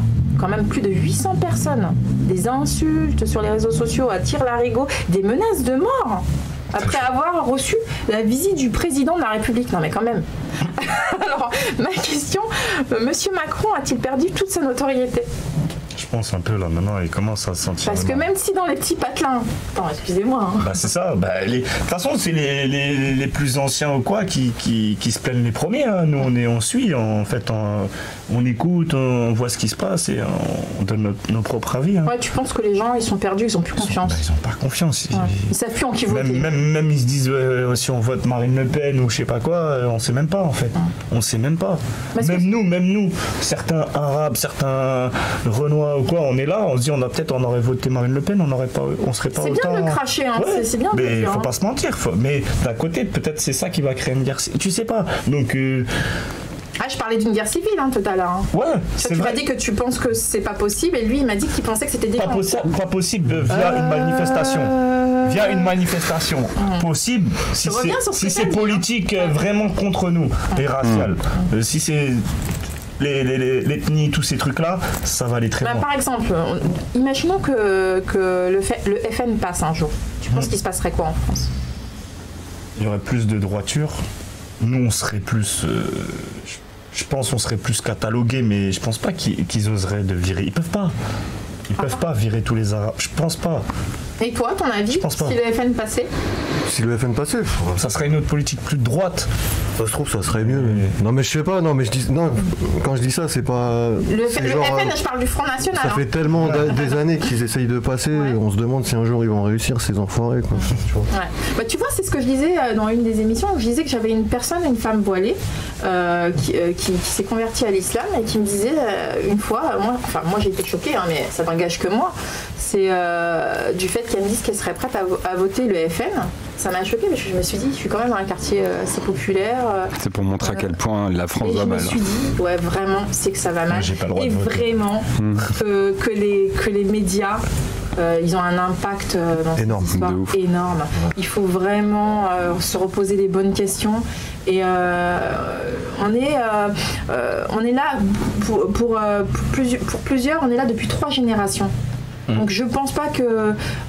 est-ce que si le FN passait, est-ce qu'après ils ne nous montraient pas finalement les uns... Parce qu'après il n'y aurait plus personne, il y aurait plus personne de mauvais. Donc ça serait... Est-ce qu'ils ne nous montraient pas après les uns contre les autres en tant que Français ? C'est la question qu'il faut se poser. S'il n'y a plus d'immigrés, si eux ils règlent tous les problèmes comme ils disaient, ils ont une baguette magique, hein. Je sais pas comment ils vont faire. Hein. Ils pourront jamais nous désester parce qu'ils ont besoin de nous pour survivre. Ah, ça c'est ce que tu penses. Mais c'est ce que je pense. Tout ce qui est pétrole, tout ça, ça vient d'où ? Ils utilisent les autres pour après leur cracher dessus parce qu'ils leur servent plus à rien. Donc c'est comme s'ils pillent un pays et après ils disent vas-y vous êtes des merdes, mais c'est vous qui m'avez pillé. Comme les colonies, ce qu'ils ont fait, tout ça. Et pour ça il faut avoir une conscience. Le FN il veut être dans des délires. Mais pour ça il faut avoir une conscience. Est-ce que tu penses qu'ils en ont une ? Non. T'as répondu. Ils ont leur conscience, mais c'est pas la nôtre, je pense. T'as répondu. Ils n'ont pas de conscience, tu peux pas faire ça. Alors, sur ce, 72% des Français se disent inquiets pour la démocratie. Alors, êtes-vous inquiets pour la démocratie ? Oui. Oui. Ah oui, quand même. Mais l'avenir, il va être pire. Hein. Moi, j'ai peur. Hein. Pour les gosses, tout ça, c'est chaud. Même tu allumes la télé, tu vois déjà il n'y a plus de démocratie. Hein. Droit de l'homme, je sais même pas si ça existait, je sais même pas qui a écrit ça. Non, mais c'est vrai que c'est de plus en plus moche, c'est ça. Bah ouais, mais c'est abusé, c'est de la perversion. C'est marrant ce que tu me dis parce que justement le thème sur la rhétorique tout à l'heure, je disais qu'à Montreuil il y avait des jeunes qui avaient fait un concours d'éloquence. Tu sais c'était quoi le thème ? Est-ce que ça ira mieux demain ? Ça rejoint exactement ce que tu viens de dire. Ils sont en plein dedans les jeunes. Finalement, ils sont conscients. Hein. Tu vois, c'est ça leur thème, c'était ça. C'est une bonne idée, hein, c'est une très bonne idée de. Il mélange entre eux, ils se partent. Alors, il y a Agnès Buzyn qui a longtemps été au ministère de la Santé et qui l'a quitté pour la campagne municipale à Paris après le retrait de Monsieur Porno. Monsieur Porno, ça y est, catalogué direct. Monsieur Petite Tub. Ah oui, score direct. On l'a vu maintenant, on l'a vu. T'en as une petite, t'en as une petite. Après le retrait de Monsieur Griveaux. Alors ma question. Arrêtez. Ma question, vu les dégâts et le ras-le-bol des médecins des hôpitaux publics, des aides-soignantes et leurs consoeurs, est-ce un choix judicieux ? Est-ce qu'après le travail qu'elle a fait au niveau de la santé, on voit quand même qu'il y a pas mal de grèves, des médecins, des aides-soignantes qu'on en ras la casquette parce qu'elles sont sous-payées, elles sont même pas infirmières, mais des fois on leur fait faire des tâches d'infirmières. Tu nous parlais de ta cousine la dernière fois qui travaille dans un EHPAD. Même ceux qui sont dans la voiture, on les respecte même pas. Exactement. Même ceux qui se tuent toute leur vie. Taffe un peu, coffre, casse-toi. C'est ça la mission. Ouais, faut pas rester ici et vivre que dans leur sens en fait. Il faut penser à nous aussi. Mais, du coup, est-ce que vous pensez que c'est la bonne personne pour ce poste pour reprendre Non. Je n'ai pas trop compris la question, mais je laisse mon ami. J'ai fait si bien. Moi j'ai compris. Très bien. Donc est-ce que tu penses que c'est la bonne personne pour reprendre C'est pas la bonne personne. Non, il faut quelqu'un qui rentre dans. Qui comprenne ce mouvement qu'il y a. Ouais, je suis d'accord. Il ne faut pas que c'est au hasard. Oh non, je les comprends. Si tu sais pas vraiment ce qu'ils vivent, vis un jour de taf avec eux. Peut-être que tu vas rentrer. C'est comme vis avec une journée avec un SDF. Tu vas comprendre sa vie. Vis avec. Faut voir avant de juger. On peut pas se lancer dans un truc qu'on connaît pas en fait. Il y a aussi Rachida Dati qui se lance dans la campagne aussi. Donc on ne sait pas qui l'emportera. Alors là, elle a des dossiers. Je l'ai vu. Elle est venue à crash. Si elle a des dossiers, c'est le moment de cracher. Hein. Pourquoi elle est bien montrée? Pas de problème. Je peux pas trop. Il y a des non-dits. Laissez-moi tranquille. Alors, moi, je vais vous parler d'autre chose, là, de racisme un petit peu. Il y a Moussa Marega, franco-malien, un compatriote à moi, le footballeur qui a quitté son match FC Porto. Il n'a pas accepté, il a été victime de propos racistes, injurieux, même ça a été beaucoup plus loin. On peut dire de la négrophobie. Carrément. Il a eu une attitude, de la part des supporters une attitude haineuse au plus haut point, alors qu'il venait de mettre le but de la victoire quand même. Ah ouais. C'est incompréhensible. Ils l'ont déjà fait pour Balotelli aussi, je crois. Ouais, mais lui est parti. C'est-à-dire qu'il n'a pas accepté. Ouais, normal. Ses coéquipiers ont tout fait, l'ont rattrapé, ont essayé de le raisonner. Non, il est parti. Ensuite, il n'a pas eu trop de soutien de la part de ses collègues quand même. Parce que on avait déjà parlé de ce genre de choses avec un footballeur. Avec Claudio Lemi aussi, un footballeur professionnel. Et eux, ils disaient que par exemple, qu'ils seraient restés. Après, il y avait le débat. Parce qu'il fallait. Alors, ils avaient dit pourquoi? Parce qu'il fallait avoir les couilles de le faire. Et que tout le monde ne l'a pas, donc eux ils seraient restés, peut-être que ce monsieur finalement à suivre leur raisonnement, eux il n'a pas eu les couilles et du coup il est parti parce que c'était un basketteur pro et un footballeur pro, et au contraire pour faire face à ces insultes là, non, reste et montre que ça t'atteint pas, au moins ça passe. Voilà. Et lui il alors que lui il n'a pas supporté. Après qu'est-ce que vous en pensez? Chacun peut-être à sa limite de tolérance. Chacun a ses faiblesses d'ailleurs. Est-ce que toi tu serais resté? Je suis un peu sensible, donc je pense que j'aurais fait la même chose. Tu serais parti. Et toi, tu serais resté ou pas? Quoi? Moi j'aurais dit viens, on se voit. Toi, descends là, frère. Tu aurais fait le cantonat. Viens là, viens. Mets le haut-parleur, donne-moi le truc de commentateur là. Je vais te faire une annonce dans le stade. Descends. Non mais ils sont 50. Mais 50, tu sais, j'en mettrais. C'est comme un gueule. Oui, mais faut. S'il a porté il a pas porté ses couilles, autant affronter. Là, on va te prendre pour une merde et on va t'afficher sur les réseaux. Donc autant montrer que ça te plaît pas, même si tu quittes l'équipe. Mais envoie une vidéo qui dit voilà, vous n'avez pas d'honneur pour parler comme ça. Et est-ce que vous comprenez ces cris de singe? Vous en pensez quoi de tout ça? Franchement, on est en 2020. Par rapport au propos racisme. Oui, par rapport aux cris de singe, par rapport à tout ce qui se passe vis-à-vis des joueurs de couleur. C'est pas bien ça. Normalement, moi j'aime pas ça. Moi j'ai envie de te dire, on a grandi dans la mixité, donc nous, c'est des choses qui. Toi, t'as grandi dans le vivre ensemble. Voilà, c'est des choses où. Moi, ceux qui me tapaient quand j'étais gosse, c'était les pires Français. Donc, non, c'est pas. C'est pas bien d'être comme ça en fait. C'est trop facile, moi, je dis, de juger quelqu'un pour sa couleur, origine. Mais ces derniers temps, ça se passe beaucoup. Lilian Thuram en parlait et il disait qu'il y avait un racisme dans les tribunes qui était intense. Et il avait commencé à vouloir aborder le sujet et tout le monde lui était tombé dessus en disant que oui, il y avait aussi du racisme anti-blanc. Est-ce que tu penses qu'il y a du racisme anti-blanc ? Oui, bah oui, ça c'est sûr. Ouais. Bien sûr. Dans toutes les ethnies, il y a du racisme. C'est bien de le dire, de le cracher. Même les Mexicains et les Noirs, il y a plein de délires, mais beaucoup plus pire. En France, c'est de la merde, c'est que du t'es noir. Mais là-bas, ça se tire dessus dans des pays, c'est hardcore. Tu penses qu'ici, c'est tout en douceur quand même, ça n'a rien à voir avec les pays étrangers. Rien à voir. Dans tout domaine, ça n'a rien à voir. Ici même, tu te clashes. Pendant 10 ans, on peut se clasher, tu vois. C'est pas normal dans la vraie vie. Je te laisse pas me parler comme ça, tu vois. Dans la vraie vie, on n'a pas le temps. Tu vois, c'est comme là-bas, je m'en fous des States, mais là-bas, au moins, peut-être c'est chelou leur univers, mais il y a un truc qui se le règle direct, quoi, tu vois. Ils mettent pas 10 ans, tu vois. Nous, on prévoit des octogones pour 3 ans après. Voilà, ils viennent même pas, tu vois, alors qu'ils peuvent se payer un ring, ils ont largement les thunes pour, sans caméra, régler leurs soucis, voilà, mais non. Mais le racisme en France, il est quotidien parce que même au niveau des politiques, quand on voit par exemple Madame Balkany qui est raciste et assumée au plus haut point, avec son employé qui l'amasse, qu'elle a surnommé d'abord, qu'elle a rebaptisé Maurice, pour ensuite le rebaptiser Grindry, que tout le monde a trouvé ça normal et que tous ceux qui travaillent à la mairie le surnomment de cette façon. C'est quand même impressionnant. Quand on pense que c'est ces gens-là qui ont dirigé... Mais des fois, c'est même pas des gens... Le Valois pendant X et X temps. Quand on voit leur moralité, est-ce que c'est pas le monde à l'envers ? Faudrait peut-être lui demander si ça lui dérange qu'on l'appelle porcelaine, je sais pas, moi j'en sais rien, tu vois, mais peut-être que... Moi j'aurais aimé connaître les vrais Français. C'est-à-dire, quand tu dis les vrais Français? Parce que des fois j'en vois, que ce soit des petits vieux qui disent nous on n'est pas comme ça, et en fait les vrais Français nous affichent.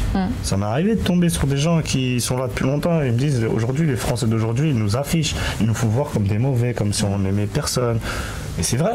C'est marrant parce que tu dis un truc important, parce que quand on avait reçu ici David Desclos, il avait dit exactement la même chose, parce que lui c'est un ancien bandit aussi. Un ancien bandit qui s'est échappé X fois de prison, et il disait que lui c'est un pur souche. Et qu'il comprend pas les Français. Il y en a des bons, ça veut rien dire, c'est même pas... Il disait exactement la même chose que toi, que ça ne veut strictement rien dire, que lui c'est un Français pur souche et qu'il a fait les pires conneries, et que son père et son père avant ont fait les pires conneries, que c'était eux les pires des pires qui ont connu le bagne même. Et c'était un truc de fou ce qu'il était en train de dire.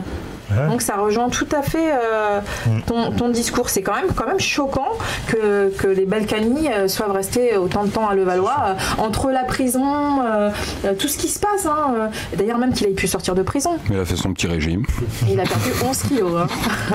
Je peux dire merci à sa femme, parce que elle s'est battue corps et âme comme on dit, mais pour qu'il sorte parce qu'il était malade. Mais moi je voudrais dire qu'en prison il y a pas mal de gens qui sont malades. Dans le même cas que il y a pas mal de gens qui n'ont pas fait des fois il y en a qui ont fait... ils n'avaient pas la même tôle. Voilà, aussi. Exactement. Il y a pas mal de gens qui ont fait des gros trucs, il y en a qui ont fait des petits trucs et qui sont tombés pour longtemps, qui sont malades, qui perdent aussi des 12, 13 kilos, je pense qu'on en connaît plein, et c'est pas pour ça qu'ils sortent de prison. Donc c'est bien aussi là, est-ce qu'il n'y a pas deux franges? Celle des riches et celle des pauvres, je sais pas. Ça serait nous diviser de dire ça, mais... Il y a un quart de France. C'est une question. On va dire il y a des esprits plus réduits que d'autres. Voilà, heureusement. Ouais. Heureusement. Tu penses la même chose? Ouais. Tu penses que tout dépend de l'esprit de la personne, en fait. C'est ça. Qu'il y a des en fait, comme on disait tout à l'heure, qu'il y a des bons et des mauvais partout dans tous les domaines. Il n'y a pas un bien. Même à crache ton venin, bon, mauvais. C'est comme moi, je suis la vraie, moi. Comme on peut dire, voilà, il n'y a pas de paix sans guerre, c'est pareil. Il n'y a pas de bien sans mal, c'est pareil, en fait. Tu penses que chaque chose a Tu penses que c'est pareil partout? Quand tu fais du bien, on veut ton mal. Quand tu fais du mal, on veut ton bien. Non, mais clairement. C'est ce qu'il me disait tout à l'heure avec les réseaux sociaux. Bah ouais. Quand t'es tranquille, on t'harcèle, on dirait que c'est toi qui est pas normal. Et quand tu l'es pas, c'est ça, je comprends pas en fait. Ça dégaine. Alors là, je vais vous parler d'autre chose. Je vais vous parler du coup de gueule d'Isabelle Adjani. L'Académie des Césars doit refléter la France d'aujourd'hui. On parle justement de diversité. Isabelle Adjani estime que à l'Académie des Césars, la France d'aujourd'hui devrait refléter la France d'aujourd'hui, ça. Ouais, voilà. Il n'y a pas assez de gens de couleur, il n'y a pas assez de... Est-ce que vous êtes d'accord avec ce qu'elle dit? C'est son coup de gueule. Moi je dis, chacun devrait rester dans son histoire sans forcément afficher les autres en fait. D'accord. Chacun doit respecter l'autre. C'est vrai en plus. De toute façon, on n'est pas né pour se faire chier en fait, on est là pour s'entraider à la base. Il nous est tout donné sur cette putain de terre. Aujourd'hui on l'a détruit et en plus on se mange entre nous. Pas faux. Donc il te reste quoi si t'as plus rien et pas de couilles, hein? Non, clairement. Oh, je sais pas, mais. Tue-moi. C'est toi ou moi? Enfin, et toi tu penses quoi du Attends, tu peux redire ta question s'il te plaît? Alors le coup de gueule d'Isabelle Adjani, elle pense que les Césars, tout ce qui se passe ne reflète pas assez la France d'aujourd'hui. Il n'y a pas assez de gens comme la France d'aujourd'hui. La France d'aujourd'hui, elle est colorée. Ça, c'est encore vouloir catégoriser, non? Je pense qu'elle a tort. Tu penses qu'elle a tort? Tu penses que c'est assez représentatif de la France d'aujourd'hui au César? Peut-être qu'il y a un petit manque quand même quelque part, mais je dis pas que c'est forcément catégorisé, que c'est pas la France d'aujourd'hui ou quoi que ce soit. Tu penses que c'est pas encore comme une égalité sur tous les points de vue, mais qu'il y en a quand même qui oui, il y en a quand même, on peut pas négliger ça, quoi. Alors du coup, il y a Omar Sy et 200 personnalités qui sont venues en renfort pour dénoncer le dysfonctionnement de l'Académie. Alors, il faudrait changer la donne et élire les représentants comme ça se passe aux États-Unis. Vous en pensez quoi? Parce qu'en France, apparemment, ils ont le monopole et ça bouge pas depuis des années. Alors qu'aux États-Unis, c'est eux qui élisent leurs représentants et apparemment, ça change beaucoup de choses. C'est normal. La voix du peuple Joker, je comprends plus rien là. La voix du peuple avant tout. Hein. La voix du peuple avant tout, ouais. Ah ouais. Laisse-moi parler et après je te donne. Après donne-moi des avis sur ce que je t'ai dit. Tu vois, si tu nous écoutes pas, comment on peut te donner raison? Ouais. Aujourd'hui, c'est ça. Chacun a le droit de penser comme il veut et après tu comptabilises qui dit le. Ouais, toi tu citais de l'avis à Omar Sy, quoi. C'est bien sûr. Il faut qu'on puisse choisir et qu'il ne faut pas que ça reste, que ça soit toujours les mêmes qui dirigent tout sans que ça puisse jamais changer. Pourquoi tu choisis toi que je peux faire ça, par exemple? Un truc, c'est quoi qui te dit que moi je peux faire ça? Pourquoi moi je dirais que t'as pas le droit ou t'as le droit? Merde, j'ai contredit Omar Sy là du coup. Moi je vais rectifier. Finalement j'ai compris la question. J'ai compris. T'as le droit d'avoir ton avis. Très bien compris, t'es rodave. Alors, il y a eu... Fallait pas cracher, poteau. Il y a eu le lapsus aussi. Il y a eu Florence Foresti, une humoriste. Florence Foresti, une femme qui fait beaucoup d'humour. Ouais, elle te fait rire. Bon. Alors, elle a fait un lapsus parce qu'elle n'était pas forcément d'accord avec les Césars sur Roman Polanski. Donc, ça n'est pas passé inaperçu. Elle a bien fait comprendre sa position. Grâce à la voix de cet artiste et de certaines féministes, les Césars vont instaurer une parité homme-femme parce que pour l'instant, il n'y avait que 35% des femmes qui étaient dedans. Il n'y avait vraiment pas beaucoup de femmes, quoi. Grâce à ce coup de gueule, un peu, ça change la donne. Et il y aura plus de femmes dedans. Alors, les 12 nominations de Roman Polanski, du coup, sur son film J'accuse. Vous en avez entendu parler? Parce qu'il a eu 12 nominations alors qu'il était accusé de part et d'autre. D'ailleurs, il a quitté les États-Unis, c'était prouvé, pour pouvoir se réfugier ici, pour ne pas être incarcéré. Pour ce qu'il avait fait à des jeunes femmes. Donc, et pourtant, il a été nominé 12 fois. Donc, les Césars, c'est comme s'ils avaient fait un pied de nez aux femmes victimes de cet homme et aux féministes. Alors, est-ce qu'on pourrait pas dire que tel est pris qu'ils croyaient prendre, puisque du coup, ils ont presque tous démissionné? Est-ce que finalement, ça s'est pas retourné un peu contre eux? Ah mais c'est sûr, ça, on récolte ce qu'on sème. Bah, ça rejoint ce que tu nous disais tout à l'heure. Bah oui, tu peux être millionnaire un jour quand ça tombe. Dieu, il éprouve que ceux qui le méritent. D'accord? Les plus forts soldats, c'est ceux qui ont galéré par rapport à vraiment Dieu. Après, je vais parler de religion, c'est normal, je suis toujours dans mes sujets. Et quand t'es éprouvé, c'est que tu vaux quelque chose. Quand tu vas direct, boum, t'as tout bien. Et que du jour au lendemain, t'es dans la merde, là, tu sais pas, tu peux rien faire en fait, t'es perdu parce que tu connais pas ça. Donc aujourd'hui, maintenant, ils mangent leur merde et ils savent pas comment la manger. Parce qu'avec tout le remue qu'il y avait eu autour de cette histoire, même Marlène Schiappa avait dit « Je ne comprends pas que les Césars les nominent 12 fois. » Parce que quand même, on peut accorder, même s'il y en a qui disent oui, il faut diviser. Parce qu'ils ont mis de l'argent dedans, ils veulent pas en perdre. Exactement. Ils veulent pas en perdre. Ils investissent, donc quitte à faire passer ce mec pour un pédophile, un tueur en série, tant qu'ils n'ont pas récupéré leur oseille. Et là, on peut dire que ça leur tombe dessus et que depuis, ils sont plus tranquilles du tout. Et d'ailleurs, ils ont tous démissionné. Ça va pas s'arrêter, hein. Là, tout va se dévoiler. Est-ce que tu crois qu'ils pensaient qu'ils allaient devoir démissionner? Est-ce que tu penses Non, ils s'attendaient pas à ça. Bah non. C'est l'arroseur arrosé. Ah ouais. Non, mais c'est ouf. Ben oui. Alors, on va parler d'autre chose encore un peu. Un prêtre, Monsieur Bussy, a déclaré qu'il préférait, écoute bien, les petits garçons, la pédophilie à l'avortement. Alors, ma question... Qui a dit cette connerie? T'as compris la question? Un prêtre... C'est chaud. Un père, ils appellent un père, le père Bussy, le père Bussy, a déclaré qu'il préférait la pédophilie, parce que les enfants restaient en vie, à l'avortement. Et avant que tu répondes, sache que Omar Sy a dit qu'il était pour. N'importe quoi. Ah merde, je suis pour alors. Non. C'est des conneries. Alors, ma question. Ce prêtre, à ton avis, est-il saint d'esprit? Est-il saint d'esprit, ce prêtre? Il mérite d'être. Saint d'esprit? Oui, saint d'esprit. Je pense qu'il est saint d'esprit. Parce qu'il est prêtre. Ça veut dire qu'il écoute pas mal de monde et qu'il fait des messes et tout. Est-il saint d'esprit? Avec ce qu'il pense là, non, pas du tout. Il est loin d'être saint d'esprit. Parce qu'on parle quand même d'enfants, on parle quand même de pédocriminalité, comme nous l'a dit Sophia, c'est même pas c'est de la pédocriminalité. Ils pensent que les gens qui font ces actes, finalement, valent mieux que les femmes qui avortent. C'est quand même... Aucun des deux. Qu'on lui retire sa fonction. Aucun des deux. T'as pas le droit d'ôter une vie, parce que c'est pas toi qui t'as fait être sur cette terre, donc t'as pas le droit d'ôter la vie, c'est haram. Tu vois, c'est...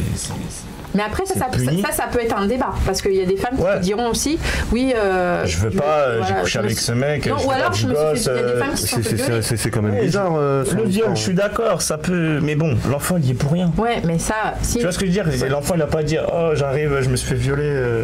Je suis tout à fait d'accord avec toi. On peut pas... C'est horrible ce qu'il a dit. Mais après... C'est horrible ce qu'il a dit, quand même, parce qu'il parle de pédophilie, et en même temps, il est pour faire l'amour à des enfants, et il est contre... Non, il est pour l'amour. Si t'analyses un peu son raisonnement. C'est horrible. Je le suis, c'est-à-dire que, non, faites des enfants parce qu'on en a besoin. Bah oui, c'est exactement ça. Faites des enfants, on a le droit de leur faire l'amour, mais par contre, si la fille est trop jeune, elle peut tuer son enfant. C'est grave, ça. Si vous avez si vous faites plus d'enfants, nous on n'a plus de jouets. C'est horrible. Il devrait être puni pour cette phrase. Je pense que son enfant, il devrait se faire violer devant lui. Oh non, même pas, non.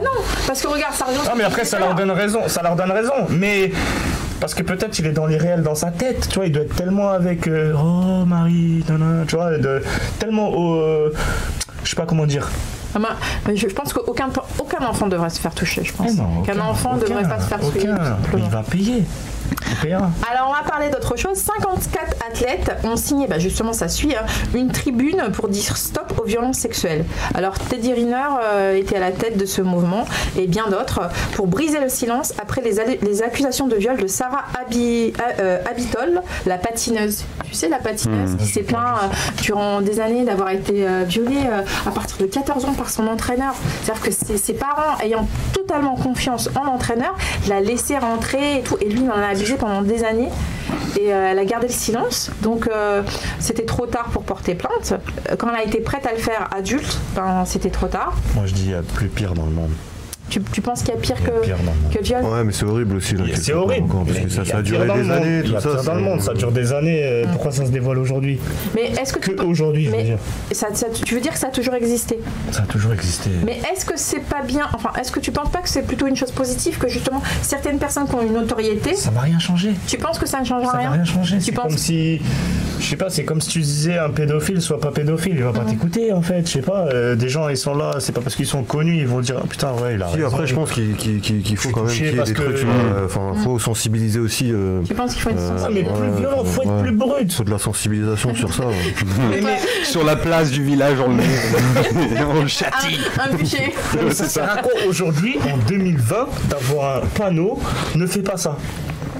Sérieux, que ça soit un pédophile, que ça soit un ci, un ça, un ci. Comme il a dit, c'est un peu aussi essayer de changer la donne avec... Tu le ramènes dans une forêt, tu l'attaches, tu lui dis fais plus ça. Mais on est dans une société, c'est toi qui risquerais d'avoir des problèmes si tu fais ça finalement. Je suis d'accord, mais il y a peut-être d'autres gens comme ça qui se diront mais je vais pas faire ça parce qu'il peut m'arriver ça. Non, je pense que ça aurait Alexis. Donc toi tu serais pour la peine de mort si je t'écoute bien. Bien sûr. Ouais. Il y a eu la peine de mort pour rien. La peine de mort. Ouais. Bien sûr. Pour ces cas-là, toi, tu serais pour la peine de mort ? Non, moi, de toute façon, je me suis toujours dit, un pédophile, il mériterait qu'on le castre. Il mériterait qu'on le castre ou qu'on lui coupe les couilles, comme ça, moi, il n'utilise plus sa tête bizarrement, tu vois.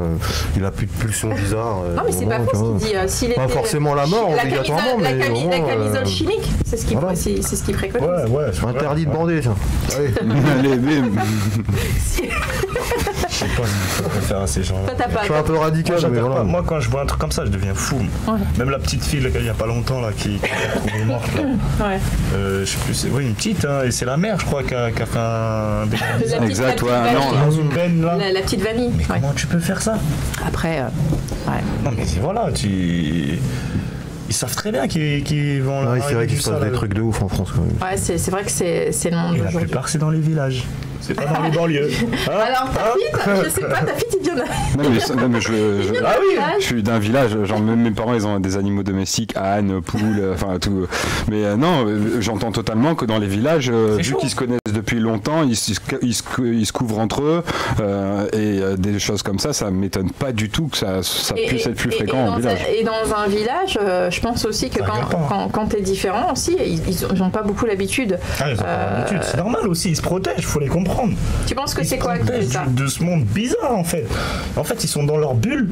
C'est comme les racistes qui sortent pas de chez eux, qui regardent que les infos. Ils vont se sentir menacés partout. Ouais. Et ben les gens dans leur village. C'était le cas de la dame ce matin. Les gens dans leur village, je comprends. Ils ont leur délire, leur petite communauté. Ils se connaissent tous. Ils veulent pas qu'il y ait de la merde dans leur truc parce que ça va attirer d'autres merdes. Donc il faut pas leur en vouloir. Mais après, il faut savoir parler avec les gens. Dès que la personne elle va t'écouter, elle va se dire non, t'es pas comme eux.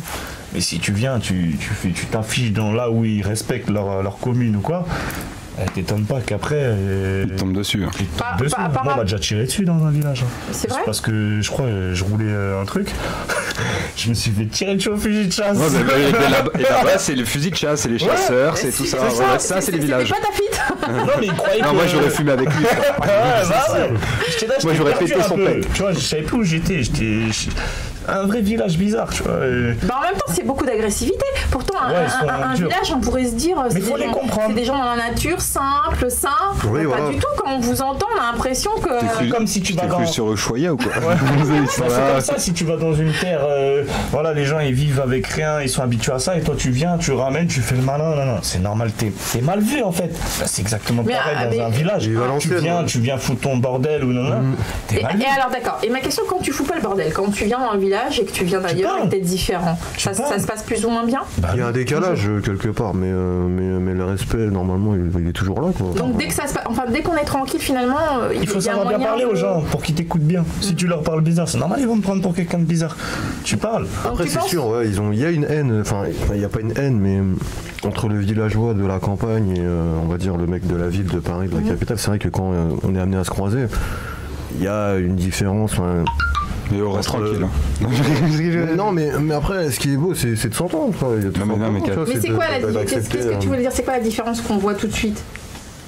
Comme on disait tout à l'heure, il y a des cons partout, quoi. Et le problème, c'est que on va arriver dans un village, on va dire c'est le Parisien, il a du 93. Je pense que tout de suite catalogué. Oui, voilà. Puis il y a aussi le style vestimentaire, il y a tout ça, quoi. Ça rejoint ce que tu disais tout à l'heure, et surtout ce qu'on retrouve dans tes chansons, que souvent on est mis dans des boîtes et qu'on est catalogué et que c'est finalement pas forcément ce que tu veux être, mais est-ce que tu as vraiment le choix? C'est pour ça qu'il faut aller vers les gens. C'est pour ça même dans le milieu de la politique, faut aller vers les gens. Faut pas parler dans ton bureau. Tu tapes un talasso. Justement, c'est bien de dire ça parce qu'on est en pleine période électorale. Heureusement qu'il y a vous, heureusement qu'il y a les radios, heureusement qu'il y a vous. Mais c'est vrai, c'est la liberté, ça permet la liberté d'expression. Et les gens, ils aiment pas ça. Non.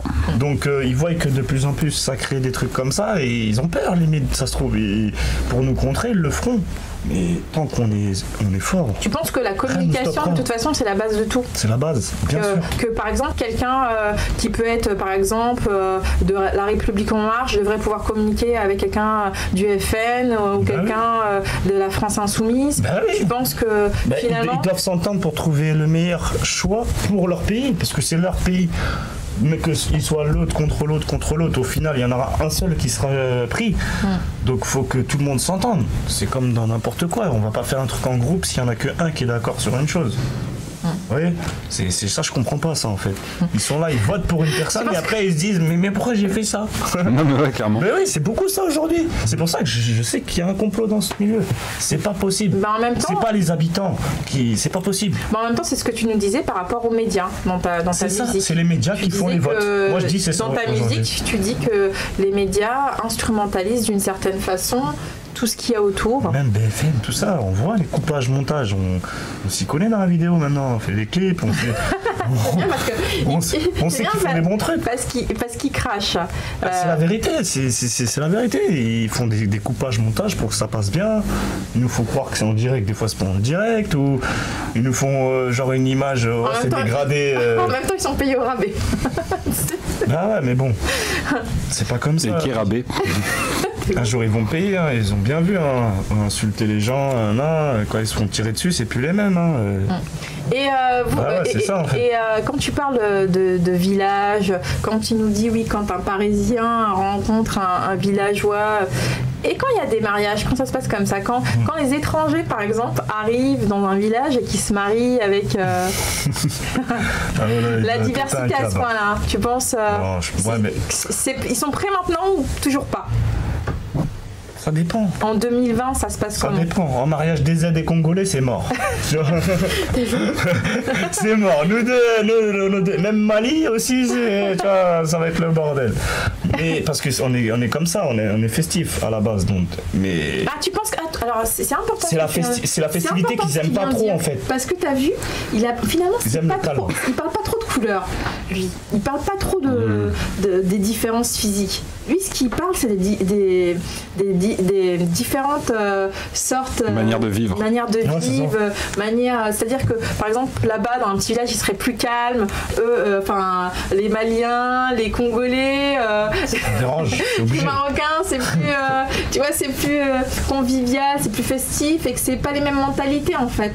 Et que c'est pour ça qu'il y a une différence. Moi, je ramène juste un drapeau, c'est fini dans le village. On va dire, c'est mort, lui. Alors, Algérie partout. Un prochain politicien, peut-être qu'en faisant des balles, je sais pas, en regroupant toujours tout le monde. Peut-être. Non, mais le pire, c'est qu'en France, il y a plein de villages où il y a plein de musulmans, plein de Renois. Bon, peut-être moins de Renois, mais je sais que dans le sud de la France, il y a quand même pas mal de villages où. Il y en a il y a beaucoup ça se modernise. C'est plus les anciens de l'ancienne époque. On n'est plus à l'époque des Gaulois. Là. Ils ont peur un peu aussi. Il n'y a pas une marmite. Mais le druide. Exactement. Je veux dire, voilà. Parce qu'en général, dans les villages, il y a beaucoup d'argent caché. Les jeunes, quand ils vont là-bas, ils se disent que. Dans les villages, ils se disent que les jeunes ils viennent pour voler des choses ou etc. Je pense après. Tout le monde n'est pas comme ça. Tout le monde n'est pas comme ça. Les a priori. Mais est-ce qu'il n'y a pas beaucoup de jeunes qui l'ont fait aussi? Car nous, on a été dans un village où il y avait un manoir. On a tourné notre clip. Et vous avez rien fait? On n'a rien fait. On a respecté les lieux. C'était plus tôt, on était en panique de faire un truc alors qu'on fait rien de mal, quoi. On a pissé un arbre. Non, mais on respecte. Franchement, de toute façon, il n'y a que les gens droits qui vont respecter. Tu peux être le pire des gangsters. C'est le respect qui va te faire devenir quelqu'un. C'est pas ton hypocrisie. Mais en même temps, des fois, c'est vrai que dans certains villages, il y a des jeunes qui passent aussi, des fois, qui font pas mal de bordel, et que du coup, ça peut pousser aussi aux a priori. Mais après, c'est une question d'éducation. Ça n'a rien à voir avec. Comme il disait tout à l'heure, eux, quand ils vont dans des patins comme ça, ils touchent à rien, ils font attention. C'est une question d'éducation. C'est ça. Oui, voilà. Puis ils ont aussi, il y a les médias, enfin tout ce qui est médiatisé sur la capitale. Il y a l'envie aussi de vouloir pas ressembler aux gens de la capitale, mais il y a aussi l'envie d'avoir les mêmes habits, de se comporter un peu de la même manière, d'avoir un argot un peu parisien. Il y a une affinité, une ressemblance. Oui, voilà, il y a une attirance envers la ville chez les villageois que eux n'ont pas. D'accord. Et comme nous, on a une attirance envers eux que nous on n'a pas aussi. Genre aller à la plage ou fumer entre les vignes, faire des trucs comme ça. La nature, tout simplement. Profiter de la nature, nous on aime ça, tu vois. Nous on aimerait changer des caves. Voilà. Au fond, c'est là, il y a de l'attirance mutuelle, voilà. On peut taper des bons délires. Oui, voilà, c'est ça. On peut taper des bons délires. Donc tu penses qu'il y a une entente possible? Ouais. D'où cette question d'éducation et de savoir. Moi j'aime bien les personnages et tout, parce que en fait ils aiment bien entendre des gens qui parlent bien. Donc moi je kiffe, moi je me lance dans un débat, ça s'arrête pas avec eux. Ouais, toi t'es quelqu'un qui de toute façon toi t'es quelqu'un qui donne. Ah ouais, moi qui donne. Il est bête, il est 11h, il est midi 37, vous êtes sur IRM pour Radio, donc Crache ton venin. Et alors on a le choix. Est-ce que ça te chauffe? J'ai une petite instru. Ou sinon j'ai un titre. Ah mais tu veux. Quel est ton choix, jeune homme? Balance la prod. Je balance la prod alors. Autant pour moi. Attention, vous êtes sur IRM.radio, Crache ton venin, et c'est parti pour le live de RJD. Ça fait comme ça.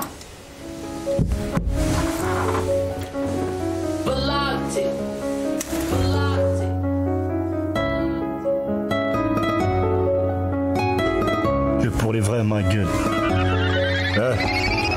L'heure tourne comme le monde, comme la roue, le temps s'écoule, comme le jour, comme la nuit, nos vies ne tiennent que sur un bout de fil. Jamais au Schmitt, je me rendrai ni je passerai de coup de fil. La rue endurcie, je trop déter que m'entendre guerre, on est tous des cibles. Je porte mes couilles pour le respect, je les pose pas sur la table, c'est pas mon aspect, mon style est hostile. Gros la dalle, t'as un crocodile, mieux vaut s'abstenir aux âmes sensibles. J'ai un lourd passé sur mon dos, j'ai trop porté, trop de bouffons, j'ai pas supporté.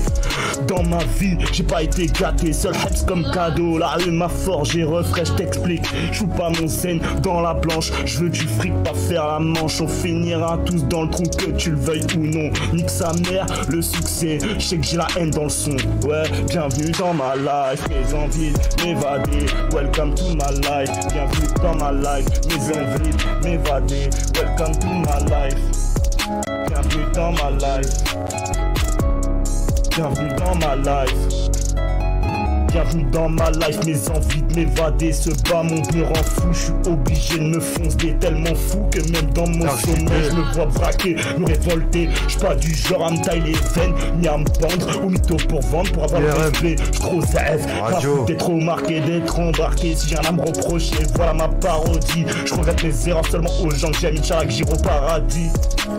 Inch'Allah que j'irai au paradis. J'ai des défauts mais des qualités. J'ai des défauts mais des qualités qui pourraient te surprendre. Tu m'as pas invité. Je vais te péter les jambes quand tu vas voir qui je suis. Que de la vérité. Wesh, élève, pas de PLV, gang, 9-3, Montreuil, hier. Je veux des billets, rien à foutre de prier. Je leur ai tendu le bras, ils ont voulu me scier. L'argent, les poteaux, ça va pas ensemble. T'as sorti le gamos, mais t'as pas d'essence. Elle est tombée sur moi, elle n'a pas de chance. Si tu coupes le gâteau, fais tourner une tranche. Je me fais flipper quand je suis sous relance. Mais quand je suis agent, je suis serein comme jamais. C'est le monde à l'envers, bel et côte trait. De toute manière, je les ken de loin ou de près. J'arrive pas les mains vides, tu vas te déguster. Appel à Gabop s'il faut me dessiner. J'ai toujours eu du mal à me décider. Les démons de minuit me disent de me suicider. Dans nos rues, le teint s'est fait zigouiller. L'humain a perdu de son humanité. J'ai pas fait tout ça pour que tu valides. Je suis parti de rien, même pas de valise. Tu sais qu'avec eux je rivalise, mais qu'en vrai je préfère garder le mode silencieux. C'est ça. J'ai même pas la trentaine, je me sens déjà vieux. Bad, LF, QPLV, gang.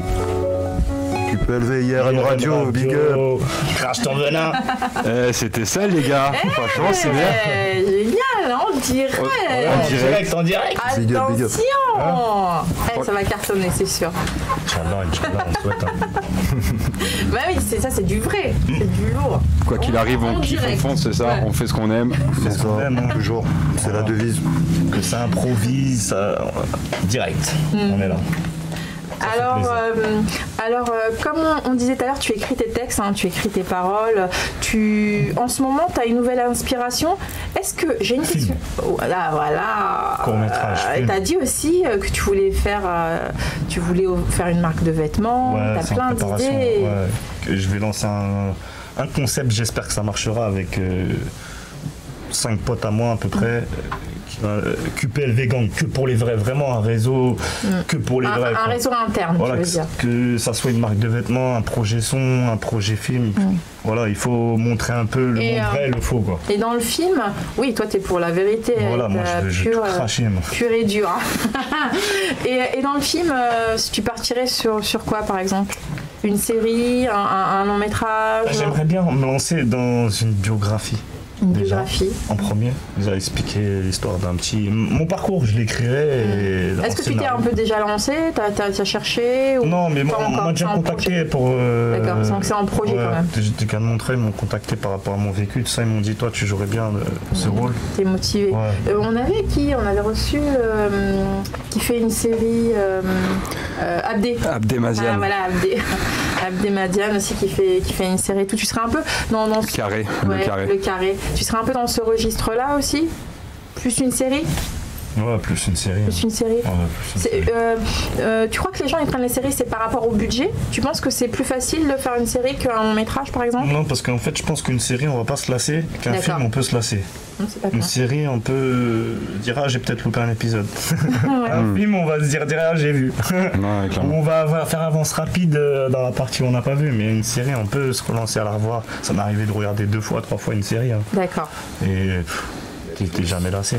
Une petite série, voilà, c'est bien. Et c'est en projet ensemble ou c'est en solo? Ouais, lui, il va faire partie obligé. D'accord. Obligé. Donc tu restes avec les tiens, un pour tous, tous pour un. Toujours. Et moi, ça me fait penser à 2 jeunes femmes. Une qui s'appelle Tiffany Feltrer, pardon, autant pour moi, comme d'hab. Qui viennent de créer Neroli. Alors Neroli, c'est quoi? Elles ont créé ceci pour participer au rallye Aïcha des gazelles du Maroc en 2021. Ce rallye, c'est une forme d'association qui vient en aide à la population marocaine, mais tout au long de l'année, pour les aider médicalement. Donc elles veulent y participer, et le but de ces 2 jeunes femmes, qui est quand même vraiment bien, c'est de participer à ce rallye exclusivement féminin, et ensuite de revendre tout leur matos, tout leur matériel, pour en faire don au Cœur de Gazelle, pour aider justement à ce que cette population marocaine soit soignée.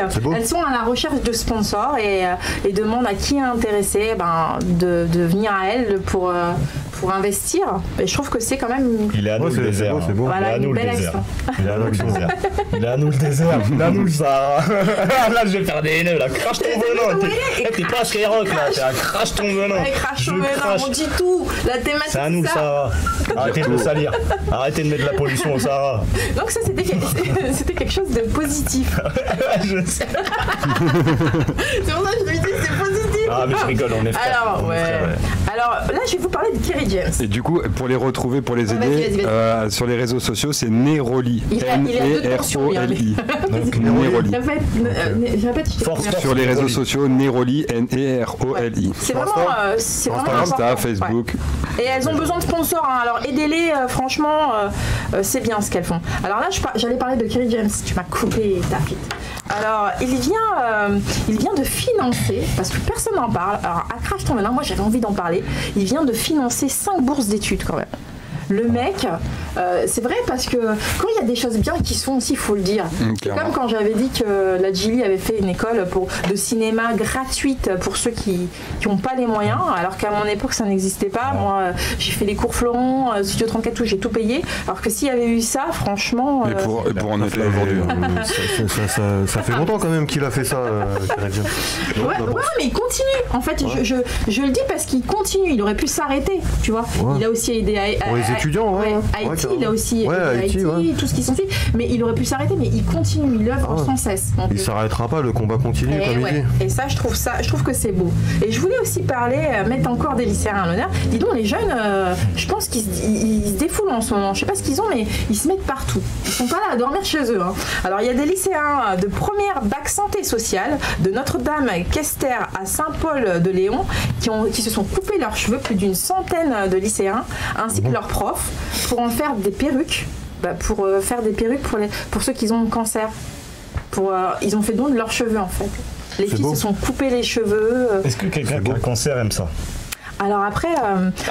il se voit discriminer, discriminer ou discriminer Non mais c'est ça. Voilà. Non, avec l'accent. C'est quand même quelqu'un, je sais pas, qui est atteint d'une maladie de ouf. Si tu rentres dans son jeu, le malade, il va pas forcément kiffer, je pense. Non mais en fait, ces perruques, généralement, elles sont revendues, elles sont mises dans les hôpitaux pour des sous. Pour que eux, quand ils en ont pas, des fois ça aide. Moi je vais pas rentrer dans la vie privée. J'espère qu'ils ont pas tous fait des boules à j'ai eu une personne qui a été atteinte, qui qui heureusement est guéri aujourd'hui, mais qui m'a demandé à moi personnellement d'aller lui chercher. C'est pour ça que j'en parle aujourd'hui. Et donc j'ai dû. Alors moi à l'époque j'ai fait tous les magasins de Strasbourg, Saint-Denis. C'était compliqué. Il y en a en pagaille là-bas. Ouais. Non mais j'ai trouvé pas ce qu'il fallait. Mais comme quoi, des fois ils ont ce besoin-là. Surtout quand t'es une femme, t'as envie de rester féminine et pas forcément vouloir te montrer ou pas avoir la force. C'est selon chacun. Comme tu disais tout à l'heure, tu as une personne qui va être forte, qui va dire non, moi je veux pas et tout, qui va mettre un foulard, qui va pouvoir supporter. Et tu as une autre personne qui aura pas la même personnalité, qui sera plus faible, qui va dire comme à moi, s'il te plaît, va me chercher, tu vois, parce qu'elle pourra pas le faire. Donc ces élèves-là, je trouve que c'est beau. Pour le coup, c'est beau. De toute façon, l'accompagnement est indispensable pour les gens malades. De toute façon, si tu regardes maintenant, c'est les jeunes qui. Mais c'est ce que je disais, on a l'impression que les jeunes ils sont en train de se réveiller et de dire mais non, mais qu'est-ce que c'est que tout ce qui se passe en fait. C'est ça. C'est vrai. Donc on n'est pas une jeunesse endormie. Force à vous. Pas du tout. Rien lâcher. Alors bon courage. On va reparler de vos projets. Il y a quelque chose qui est en cours là. Vous allez faire des concerts. On le souhaite. On espère. Des concerts de prévus. Un petit truc. Ouais. J'espère prochainement au mois de juin, quand l'escrané ça va reprendre. Exactement, tiens, il m'a devancé. J'allais te dire, tu vas faire à l'escrané. Déjà des programmations. Attention, ta fille, il va te piquer. Il voulait le faire. L'escrané, il a demandé à Siaka. Il y a les festivals. J'oserais plus demander maintenant, c'est sûr. Les grands festivals de Paris, tout ça. Il y a plein de trucs qui vont s'organiser. Même avec Montreuil, il y a beaucoup d'organisations. Ouais, on a vu, le maire de Montreuil, il fait pas mal de choses pour la jeunesse. Comme le maire de Fontenay-sous-Bois aussi, Jean-Philippe Cotteret, qui fait aussi pas mal de choses pour la jeunesse. Donc, c'est bien. Si t'as besoin de pom-pom girl, on est là, nous. Non. Les préservatifs. On m'a reproché de ne pas avoir mis de femmes dans un clip. Imagine ça, Walou, le clip qu'on a fait, on m'a reproché parce qu'il y avait 2 belles caisses, on est venus et il n'y avait pas de femmes, il n'y avait que la caisse et Paris et nous qu'on chante. Mais il y a un clip, c'est vrai que t'as pas de femmes dans tes clips, moi aussi j'ai remarqué, mais il y a un clip où il y a une seule femme. Ou elle est de passage, je sais plus c'était lequel, ou alors elle est peut-être de passage. Et je me suis posé aussi la question pourquoi il n'y a pas de femme. Alors vas-y. Quel clip? Je sais plus. Je fais mes bails. Il y en a une de passage comme ça, je sais plus. Franchement, je sais plus honnêtement. Ah ouais. Mais pourquoi il n'y a pas de femme dans tes clips? Vas-y, dis-nous pourquoi. Et que t'es habillé tout en cuir avec un martinet. N'importe quoi. Non, je sais pas. T'as cru que t'étais PM? En fait, c'est pas mon univers. Je vais pas te mentir, c'est pas mon univers. Si je fais un univers comme ça, t'inquiète pas. Ce que tu vas voir, ça sera pas des gens payés. Ça sera vraiment des femmes, voilà. Mais parce que ça veut dire sans ça je suis qui moi, tu vois. T'es là, on va faire de la danse, moi je vais être là, tu me fais rien kiffer, moi je kiffe rien à travers un écran ou je sais pas quoi. Moi c'est que du réel. Tu vois, même au lit c'est du réel, il y a pas de, je reste pas que dans mon optique. Ah oui, donc lui il peut pas prendre de femme parce que sinon il ferait du réel. Voilà, ça veut dire si tu viens là, c'est que toi et moi il y a un truc. C'est une affaire sombre. C'est pas méchant, mais c'est à l'amiable, tu vois, à l'amiable. Tu me donnes ton cul, on va pour le reste. Non mais gentiment. Tu vois, chacun a son dieu, tu vois. Mais sans faire le mec, je pense qu'à ça, je suis pas comme ça, tu vois. On n'a pas parlé des clips avec la meuf, faut qu'on en parle. Non, mais sérieusement, pourquoi il y a pas de meuf? Parce que toi t'es pour le réel et pour toi les meufs c'est pas réel? Ça, c'est trop facile aujourd'hui de mettre une meuf dans un clip et... Moi je pense que ce qu'il veut dire c'est que l'image de la femme dégradante ça va s'amenuiser. Ouais, ça va s'amenuiser. En fait ça lui va pas. Moi je préfère quand je mettrai des femmes dans un clip, tu veux qu'elles soient mises alors juste valeur. Classe, fraîche, ça veut pas dire forcément... Et là, tu penses que les femmes qui sont dans les clips, elles sont mises à leur désavantage, c'est dégradant pour elles en fait. Physiquement? Pour moi c'est que physiquement, il n'y a rien de... Franchement, j'ai rien. Non, après, il y a certaines femmes qui l'ont choisi, mais ça devient un peu trop habituel. Ils payent au final. C'est devenu un cliché, même, j'ai envie de dire. Ah, mais bien sûr, mais tout est payé. C'est une prestation, c'est payé. Je préfère on s'est rencontrés dans mon clip. C'est un travail, c'est des figurants. Donc, ça rejoint ce que tu dis. C'est pas la réalité. Toi, tu es vraiment dans la vraie réalité. C'est-à-dire que pour toi, mais les rappeurs, ils disent que c'est des figurants dans leur clip. Mais non, mais nous, on le sait. Voilà. Ouais, mais eux, s'ils le disaient, est-ce que ça marcherait autant? Tu comprends? Ouais, mais je pense que. Moi, celui qui fournit tous les armes du rap français, les faux billets, les faux scies, il y a beaucoup de gens, ils savent pas ça. Tu vois, nous on connaît Art Street Équipement, big up à toi frérot. Tu vois, il fournit ça avant, personne ne savait ça. Aujourd'hui, maintenant, on s'en fout. Maintenant, on s'en vante carrément, on se fout de la gueule de la personne qui peut pas se payer des trucs pour un clip. Tu vois, on se cache plus aujourd'hui maintenant. Donc on te ramène une vraie arme, on s'en fout. On calcule pas, on dit c'est du faux. Donc toi t'es plus pour montrer des bagnoles, t'es pas pour le style de la femme dégradante. Non, jamais. Ouais. Mais en même temps c'est beau, ça veut dire que même j'ai pas été élevé par une mère, jamais je dis jamais je ferais du ça. C'est ce que j'allais dire, Emmanuel, j'ai dit pourtant t'as pas eu ta mère, t'as pas eu d'exemple féminin, t'as pas eu et pourtant t'as cette délicatesse envers les femmes. Je sais pas pourquoi je suis comme ça. Non mais tant mieux. Non, c'est un mytho, c'est un mytho. Là tout à l'heure il va rejoindre une meuf. Il va lui faire du sale. Je rigole. Moi je suis très câlin. Il disait tout à l'heure qu'il était très câlin. Il a dit un truc important, qu'il avait manqué d'affection quand il était jeune et du coup il le reporte. L'affection maternelle, ouais. Exactement. Et c'est peut-être pour ça que tu ne veux pas dégrader la femme.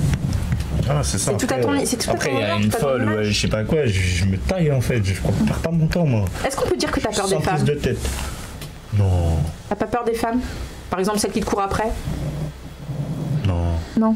Sans plus. Non, c'est même pas. Moi, je kiffe même pas ça aussi. Hein. Je suis simple en fait. C'est comme si je piochais, tu vois. Je me disais, bon, là, ça m'intéresse, mais sans plus, parce que ça sera via un truc. Tu vois, ça sera pas du concret. Tu vois, j'ai ramené draguer dehors, moi, je vais pas te mentir. Là, tu dragues pas. Ah, je drague pas. Toi, tu risques pas d'avoir une amende. Moi, je me lève chaque matin et une nouvelle vie si je veux, tu vois ce que je veux dire. Un nouvel avenir, une nouvelle vie, un endroit, un nouveau continent. En fait, ma vie, du jour au lendemain, je peux me retrouver en Asie, en Turquie. Ouais, comme beaucoup d'artistes. Ouais, mais moi, je reste, tu vois, d'abord moi, si tu me veux, au moins tu m'auras connu avant quand j'avais rien. Pourquoi je vais direct là faire le mec non, j'aime pas parler de ça, mais j'ai ce qu'il faut dans le froc pour savoir retenir n'importe quelle des femmes. Donc tu n'as pas peur des femmes. Aucune femme me fera vriller, tu vois ce que je veux dire? Parce que je veux qu'elle se rappelle de moi, tu vois ce que je veux dire? N'importe quelle femme. Crie mon nom. Non mais en bien, tu vois ce que je veux dire? En bien. Genre il m'a apporté du mal, il m'a parlé, il m'a apporté des choses vraies, tu vois? Il n'y a pas que le lit qui est important. Non, mais attends, moi je voudrais te dire quand même. Il n'y a pas que le lit. Je voudrais préciser que c'est très bien que finalement toi ton art, c'est de l'art, hein, c'est ton écriture, ta musique, ton flow. Finalement, c'est que ton travail, c'est que ton intérieur, et c'est que toi que ça met en avant et ceux qui sont avec toi, sans tout ce qu'il y a autour, quoi. Bon, il y a des voitures, mais tu mets pas les femmes en avant. Tu t'es basé vraiment sur toi, sur votre musique, sur votre talent. Ça, c'est quand même pas mal. Parce que vous aurez peut-être plus de mal à décoller, parce que les jeunes d'aujourd'hui sont habitués à autre chose aujourd'hui. Mais quand vous allez, mieux vaut mal décoller et bien atterrir que de bien décoller et se cracher. Non mais clairement. Ouais, crache ton venin. Alors justement, il y a une thématique ici. On doit faire un choix. Je sais que vous aimez pas les casses. T'as suivi les émissions, t'as regardé un petit peu. Alors on doit faire un choix. On n'a pas d'autre solution. Soit t'es bobo, soit tu te considères maintenant plus comme bourgeois, ou alors tu restes et tu resteras toujours banlieusard. Tu te considères toujours le même. Donc mon identité, c'est la mienne. Banlieusard. Et toi? 93 gravé dans le dos. Banlieusard. Je pensais qu'il allait dire bobo. Mais il a dit banlieusard, mais avec des... Avec fierté. Un nouveau ancien pauvre. Elle est bonne celle-là. On va terminer là-dessus d'ailleurs. Non, je vais faire. Non, mais dans le sens. Non. Un nouveau ancien pauvre. Ouais, alors c'est plutôt pas mal. Bon, je vais vous faire ma dédicace. Sofiane, je te fais ma dédicace. Quand on arrive à la fin de l'émission, parce que tu vois, c'est déjà presque fini, généralement, je fais ma dédicace. Et c'est ce que je ressens à ton niveau par rapport à ta musique, par rapport à tout. Donc écoute. Sofiane, tu as une âme de vague à l'âme. Ton combat à bras le corps, tu le tiens et ne lâches rien. Tes phrases soufflent ta rage de vivre, rage de vaincre. Et ta plume est telle une étincelle qui doucement devient un incendie criminel. Tu agis contre les barrières et contre le système, contre les faux semblants. Ta vérité est celle de beaucoup d'opprimés. Ton flot ramène à la réalité. Tu n'as ni vieillerie ni muselière. Ton contourne les obstacles et tu continues à te battre. Ta voix est ton arme la plus redoutable. C'est touchant. N'oubliez pas vos vaccins avant d'écouter Crash ton venin avec Koro et Tafit. Les personnalités viennent vider leur sac sur IRM.radio tous les mardis à 11h. Dans Crash ton venin, IRM scanne ta grogne. IRM scanne ta vie. IRM. Attends, alors tu me disais que c'était touchant, ça t'a touché? Touchant de fou. Je crois que j'ai jamais reçu un compliment comme ça de ma vie. Moi je suis allé écrire mieux que toi, gros. Attention, il m'a dit la même chose. Voilà, pour la concurrence. Non, tu m'as tué en punchline. J'étais à avec mon ami. Non, c'est touchant. Franchement, ça me fait plaisir. Ça me fait plaisir, moi. De force de fou. Force à vous, les gars. ma vie que j'entends. Merci, force à vous aussi. J'étais sincère. Merci vraiment à vous d'être venus, les gars. C'est vous. On a passé un moment fou. Pas se mentir, sans vous, il n'y a rien. Vous êtes la force. On vous souhaite plein de radios et plein de promos et tout ça. Quoi qu'il arrive. C'est gentil. On va pas se zapper comme ça. Pour vous retrouver sur les réseaux sociaux, pour les personnes qui nous écoutent. Alors pour ceux qui veulent me retrouver, officiel RJD sur Instagram, sur Facebook et Snapchat RJD Sofiane. Et YouTube, pareil, RJD. Officiel RJD, tout. Et bientôt un nouveau clip. Bientôt les nouveaux clips qui arrivent. Un album qui va être en préparation, j'espère, pour 2020. Une marque de vêtements, que pour les vrais, on a bien dit, hein. Que ça soit sous-vêtements, vêtements. Je veux le délire, Même ton string, je veux que les vrais, ça soit qu'un vrai qui l'enlève. Pas d'imitation. Voilà, et force à tous ceux qui nous écoutent et suivez cette radio. Voilà. Et comme quoi tout est possible. Tout est possible. En tout cas, on vous souhaite une très bonne semaine, vous auditeurs. Il est 13h-2, donc il faut y aller. On vous donne rendez-vous mardi prochain à 11h à 13h. En attendant, on vous souhaite une très bonne semaine. Et j'ai envie de me faire un petit kiff. On finit sur RJD, le temps passe. Le temps passe. Allez, c'est parti, c'est comme ça, c'est cadeau. C'est IRM.radio.